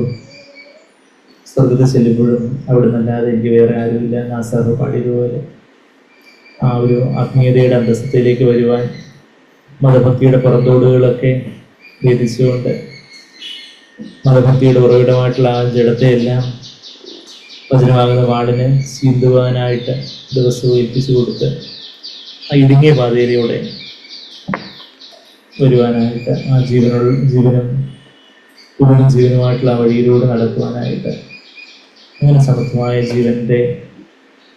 ജീവന്റെ വഴിയിലേക്ക് വരുവാനായിട്ട് ദൈവം നമ്മളെ ഓരോരുത്തരെയും സഹായിക്കേണ്ടതിനായിട്ട് നമുക്ക് ഇന്നത്തെ ഏൽപ്പിച്ചു കൊടുക്കാം. നമ്മുടെ അറിവിന്റെ വൃക്ഷം ഉണ്ടായിരുന്നു, എന്നാൽ ജീവന്റെ വൃക്ഷമുണ്ട്. ആദാമും ഹവ്വയും ചെന്ന് നമ്മുടെ അറിവിന്റെ വൃക്ഷത്തിന്റെ ഫലം ഭക്ഷിച്ചു. അവർക്ക് നന്മയും തിന്മ എന്താണെന്ന് അറിയാം, അവർക്ക് പല നല്ല കാര്യങ്ങൾ അറിയാം. എന്നാൽ അവരുടെ ജഡത്തിലെ തിന്മയിലേക്ക് പോകുന്ന ആ ഒരു പ്രവണത നമുക്കും ആ ജഡം തന്നെ ഉള്ളത്. എന്നാൽ ഇന്ന് നമുക്ക് ആത്മാവിന്റെ തലത്തില് അതിവിശുദ്ധ സ്ഥലത്ത് ജീവന്റെ വൃക്ഷമായ കർത്താവിനെ തന്നെ, കർത്താവിന്റെ പങ്കാളികളാകുവാനുള്ള ഒരു ആഹ്വാനം, കർത്താവുമായിട്ടുള്ള ഒരു ബന്ധം അതിവിശുദ്ധ സ്ഥലത്ത് അത് മറഞ്ഞിരിക്കുന്ന ഒരു ജീവിതമാണ്. തിരശ്ശീലയ്ക്ക് അപ്പുറമുള്ള മറഞ്ഞിരിക്കുന്ന ഒരു ജീവിതം, മറ്റുള്ളവർ കാണുകയുള്ള ഒരു കാട്ടിക്കൂട്ടലല്ല, ഉപരിപ്ലവമായ ദൈവിക തലത്തിലുള്ള കുറച്ച് വികാര പ്രകടനങ്ങളോ കുറച്ച് അറിവോ കാര്യങ്ങളോ അല്ല. അറിവും വികാരവും എല്ലാം ദൈഹിയുടെ തലത്തിൽ. എന്നാൽ ആ സുവർണ അൾത്താരയുണ്ട്, അവിടെ സ്വന്തം ഇച്ഛ, അവിടെ നമ്മുടെ ഇച്ഛാശക്തിയിൽ, നമ്മുടെ ഈ തീരുമാനമെടുക്കുന്ന ആ കഴിവിൽ, അവിടെ വിൽപ്പവറിൽ, അവിടെ എൻ്റെ ഇഷ്ടമല്ല കർത്താവെ അവിടുത്തെ ഇഷ്ടം എന്ന് പറഞ്ഞ് ജഡമാകുന്ന നമ്മുടെ ഇഷ്ടത്തെയും കർത്താവിൻ്റെ വചനമാകുന്ന ആ വാളിനെ ഏൽപ്പിച്ചു കൊടുക്കുമ്പോൾ പരിശുദ്ധാത്മാവിൻ്റെ ജ്വാല, ആ വചനമാകുന്ന വാളിലുള്ള പരിശുദ്ധാത്മാവിൻ്റെ ജ്വാല നമ്മുടെ ആത്മാവിനെ കർത്താവിനുള്ള സ്നേഹത്തെ എരിയുമാറാക്കും. അതെ കർത്താവെ, അവിടുന്ന് മാത്രമാണ് എനിക്ക് ആധാരം, എനിക്ക് അങ്ങ് മതി. അവിടുന്ന് തരുന്ന മാധുര്യമല്ല, അവിടുന്ന് തരുന്ന പാറയും വെള്ളം, അവിടുന്നാണ് എൻ്റെ രാപ്പകലിൻ്റെ ധ്യാനം. അതെ കർത്താവെ, അവിടുന്ന് പോയ വഴി എനിക്ക് പോകണം. താതിൻ്റെ ഇഷ്ടം ചെയ്യുവാനായിട്ട് ഈ പാഴ്മണ്ണിൻ്റെ ആശയത്തെ ഞാൻ അങ്ങ് ത്യാഗം ചെയ്യുന്നു. നമ്മൾ പാടുപോലെ കർത്താവെ, കർത്താവെ ഞങ്ങളുടെ ജീവിതത്തിലെ കർത്താവെ അതിനായിട്ട് സഹായിക്കണമെന്ന് നമുക്ക് പ്രാർത്ഥിക്കാം. നമ്മളുടെ വ്യക്തിപരമായ ജീവിതത്തിൽ, നമ്മുടെ കുടുംബ ജീവിതത്തിൽ, നമ്മുടെ വീട്ടിലുള്ളവരോടുള്ള നമ്മുടെ പെരുമാറ്റം, നമ്മുടെ മനോഭാവം, നമ്മുടെ ഭാര്യയോട്, ഭർത്താവിനോട്, മക്കളോട്, അപ്പനമ്മമാരോടൊക്കെ നമ്മൾ ഇങ്ങനെ ആയിരിക്കുന്നു. നമ്മുടെ യേശുവിൻ്റെ സ്വരൂപത്തിൽ അനുഭവപ്പെടുന്നുണ്ടോ, അതോ ഭക്തിയുടെ ഒരു വേഷം മാത്രം, ചർച്ചയ്ക്ക് പോകുന്നു, അതിലൂടെ കുറച്ച് അറിയാം, അത് ചെയ്യുന്നു, ഇത് ചെയ്യുന്നു എന്നുള്ളതാണോ, അതോ യേശുവിൻ്റെ സ്വഭാവത്തിലേക്ക് നമ്മൾ വളരുന്നുണ്ടോ, അല്ലെങ്കിൽ നമുക്ക് ഈ മീറ്റിംഗ് എല്ലാം വ്യക്തമായി തീരും. യേശുവിൻ്റെ സ്വഭാവത്തിലേക്ക് കർത്താവെ പോലെ തന്നെ ആക്കണം. നമ്മളുടെ സഹപ്രവർത്തകരോട്, നമ്മുടെ ബന്ധുക്കളോട്, നമ്മളുടെ അയൽവക്കത്തുകാരോടും സുഹൃത്തുക്കളോടും, നമ്മൾ അപരിചിതരെ കണ്ടുമുട്ടുമ്പോഴൊക്കെ ഇവിടെ യേശുവിൻ്റെ സ്വഭാവമാണോ അവിടെ വെളിപ്പെടുന്നത്? ആ ഒരു പല വ്യക്തിബന്ധങ്ങളിലോട്ടുള്ള ബന്ധത്തിൽ ഒരു വടംവലിയുണ്ട്. നമ്മളെ ലോകത്തിലേക്ക് അല്ലെങ്കിൽ ഭക്തിയുടെ വേഷത്തിലേക്ക് നമ്മളെ വലിച്ചെടുക്കാൻ ഉദ്യമിക്കുന്നവരെ വിട്ടൊഴിഞ്ഞ് ഒരു ഹെൽത്തി ഡിസ്റ്റൻസ്, ഒരു ആരോഗ്യകരമായ അകലം പ്രാപിച്ച് നമ്മുടെ ലോകത്തിലേക്ക്, മതഭക്തിയിലേക്കോ ലോകത്തിലേക്കോ ഒക്കെ, ലോകത്തിലെ ഒരു വേഷം തന്നെ മതഭക്തി, അതിലേക്ക് നമ്മളെ വലിച്ചൊഴിക്കുന്നവരിൽ നിന്ന് അവരിൽ നിൽപ്പുണ്ടോ, അതോ നമ്മളൊരു ഒത്ത വേഷം കെട്ടി എല്ലാവരെയും പ്രസാദിപ്പിച്ചുകൊണ്ടിരിക്കുകയാണോ? മറ്റുള്ളവരെയും കർത്താവിലേക്ക്, ആ വടംവലിയിൽ മറ്റുള്ളവരെയും കർത്താവിലേക്ക് ആകർഷിക്കാൻ പറ്റുന്നവരുമായിട്ട് നമുക്ക് ആ കയറ് ഒരുമിച്ച് ഹോൾഡ് ചെയ്യാം, അവരെയും കൂടെ കർത്താവിലേക്ക് ആകർഷിക്കാനായിട്ട്. അങ്ങനെ ഓരോ കാര്യത്തിലും കർത്താവെ അവിടെ ജീവിച്ചതുപോലെ ജീവിപ്പാൻ കർത്താവിനെ സഹായിക്കണമേ. അപ്പോസ്തലന്മാർ പോയ വഴിയെ പോകുവാനും ആ ജീവന മാർഗത്തിൽ പോകുവാനായിട്ട് നമ്മൾ തന്നെയും ജീവനുള്ള യാഗമായിട്ട് കൂടാൻ കേട്ടതുപോലെ ജീവനും പ്രസാദവും വിശുദ്ധമായിട്ടുള്ള യാഗമായിട്ട് നമ്മുടെ ശരീരങ്ങളെ കർത്താവിന് യാഗമായിട്ട് നമുക്ക് ഒരു യാഗം കഴിക്കാം. കർത്താവിന് എൻ്റെ ഇഷ്ടമൊന്നും വേണ്ട, അവിടുത്തെ ഇഷ്ടം മാത്രം മതി. പിതാവിന് ഇഷ്ടം ചെയ്യുന്നവനാണ് സ്വർഗരാജ്യത്തിൽ പ്രവേശിക്കുന്നതും സ്വർഗരാജ്യ അനുഭവമാക്കുന്നത്. ഈ ലോകത്തിൽ ജീവിക്കുന്നതിന് സ്വർഗരാജ്യം അവർക്കുള്ളതാണ്. ആത്മാവിന്റെ ദൈർഘ്യത്തോടെ അവര് പിതാവിന്റെ ഇഷ്ടത്തിനായിട്ട് ഏൽപ്പിച്ചു കൊടുക്കുന്നവരാണ്. സ്വന്തം ഇഷ്ടം ചെയ്തുകൊണ്ട് പല മതഭക്തിയുടെ മേലങ്കി അണിഞ്ഞ് മറ്റുള്ളവരെ പ്രസാദിപ്പിക്കാനും മറ്റുള്ളവരെ മതിപ്പുളവാക്കാനും ഒക്കെ വെച്ച് വളരെ അങ്ങോട്ടുള്ള ഒരു അങ്ങും ഞാനും മാത്രമുള്ളൊരു ജീവിതം. ബാക്കിയുള്ളവർ എന്ത് പറയുന്നു എന്നുള്ളതല്ല, അങ്ങെന്ത് പറയുന്നു, അങ്ങനെ കുറിച്ച് എന്ത് പറയുന്നു, ബാക്കിയുള്ളവരെല്ലാം എന്നെ പുകഴ്ത്താം, എന്നെ ഇകഴ്ത്താം, യേശുവെ അവിടുന്ന് എന്നെ സന്തോഷിക്കുന്നുണ്ടോ, അവിടുത്തെ പ്രസാദം എൻ്റെ മേലുണ്ടോ? നമുക്ക് കർത്താവിലേക്ക് നോക്കാം, മനസ്സാന്തരപ്പെടാം, കർത്താവിലേക്ക് അടുത്ത് വരാം. സ്നേഹത്തിന്റെ പിതാവേ, ഞങ്ങൾക്ക് നീ സമർപ്പിക്കുന്നു, ജീവനുള്ള യാഗമായിട്ട് ഞങ്ങൾക്ക് നീ സമർപ്പിക്കുന്നു. സമർപ്പിക്കുന്നു കർത്താവേ. ഞങ്ങളിവിടെ ഒരു യാഗം കഴിക്കുന്നു. പഴയ ഉടമ്പടിയിലെ യഹൂദന്മാര് അവരെ ഒരു ദേവാലയത്തിൽ വന്ന് അവരൊരു യാഗം കഴിച്ചതുപോലെ അവര് ആട്ടുകൊറ്റന്മാരെയൊക്കെ യാഗം കഴിച്ചു കർത്താവേ. കർത്താവേ, അവിടുന്ന് കരുതലിനെ കുറിച്ച് ഞങ്ങൾക്ക് വേണ്ടി യാഗമായി തീർന്നു. ആ യാഗത്തെ കണ്ട് ഞങ്ങളെ ജീവനുള്ള ഒരു യാഗമായിട്ട് സമർപ്പിക്കുവാൻ, ഞങ്ങളുടെ സ്വന്തം ഇഷ്ടത്തെ ഞങ്ങളുടെ ആ ജീവിത സിംഹാസനത്തില് സിംഹാസനത്തില് കർത്താവേ, ഞങ്ങള് അവിടെ പരിശുദ്ധാത്മാവിലൂടെ യേശുവാണ് കർത്തൃത്വം ഞങ്ങളിൽ നടത്തുന്നത്, അതോ ഞങ്ങളുടെ ജഡമാകുന്ന തിരശ്ശീലയിൽ നിന്ന് ഉയരുന്ന സ്വയജീവനാണോ ഞങ്ങളുടെ കർത്തൃത്വം നടത്തുന്നത് എന്നുള്ള ഒരു കാര്യം കർത്താവേ, അത് യാഥാർത്ഥ്യബോധത്തോടെ തിരിച്ചറിയുവാനും മാനസാന്തരപ്പെടുവാനും ഞങ്ങളെ സഹായിക്കണേ കർത്താവേ. അവിടുത്തെ രക്തത്താൽ ഞങ്ങളെ കഴുകണം. ഞങ്ങളുടെ പാപങ്ങളെല്ലാം ഞങ്ങൾ ഏറ്റുപറഞ്ഞു, ഞങ്ങളുടെ കുറവുകളെ ഏറ്റുപറഞ്ഞു. ഞങ്ങൾ കർത്താവേ എത്ര കുറവുകളുള്ളവരാണ്, എത്ര ജഡികരാണ്, എത്ര മതഭക്തരാണ് കർത്താവേ. ആ മതഭക്തിയുടെ ആ ഉള്ളിത്തൊലി പോലെ അത് വീണ്ടും വീണ്ടും പല ലേയേഴ്സ് ഉണ്ടല്ലോ കർത്താവേ. ഞങ്ങൾക്ക് കൂടുതൽ കൂടുതൽ വെളിച്ചം തരണം. ആ പരീക്ഷ മനോഭാവത്തിൽ നിന്നും മറ്റുള്ളവർ വിധിക്കുന്ന മനോഭാവത്തിൽ നിന്നും നികളത്തിൽ നിന്നും ഞങ്ങളുടെ സ്വയപ്രശംസയിൽ നിന്നുമില്ല, സ്വയസഹതാപത്തിൽ നിന്നുമല്ല കർത്താവേ ഞങ്ങളെ വിടുവിക്കണമെന്ന് പ്രാർത്ഥിക്കുന്നു, കഴുകണമെന്ന് പ്രാർത്ഥിക്കുന്നു. അവിടുത്തെ വചനത്താൽ ഞങ്ങളെ കഴുകിക്കൊണ്ടിരുന്നതിനായിട്ട് നന്ദി പറയാം. Thank you Lord, thank you കർത്താവേ, താങ്ക് യു, നന്ദി കർത്താവേ. ഞങ്ങൾക്ക് നീട്ടായിരുന്നു അവിടത്തേക്ക് കർത്താവേ തേജസ്സുള്ള കാന്തയായിട്ട് ഞങ്ങളെ മുൻനിർത്തണമെന്ന് പ്രാർത്ഥിക്കുന്നു. അതേ കർത്താവേ, പ്രാർത്ഥനയായിട്ട് ഞങ്ങൾ സ്തുതിക്കുന്നില്ല യേശു കർത്താവിന്റെ വിലയേറിയ മാത്രമുള്ള നാമത്തിൽ. ആമേൻ.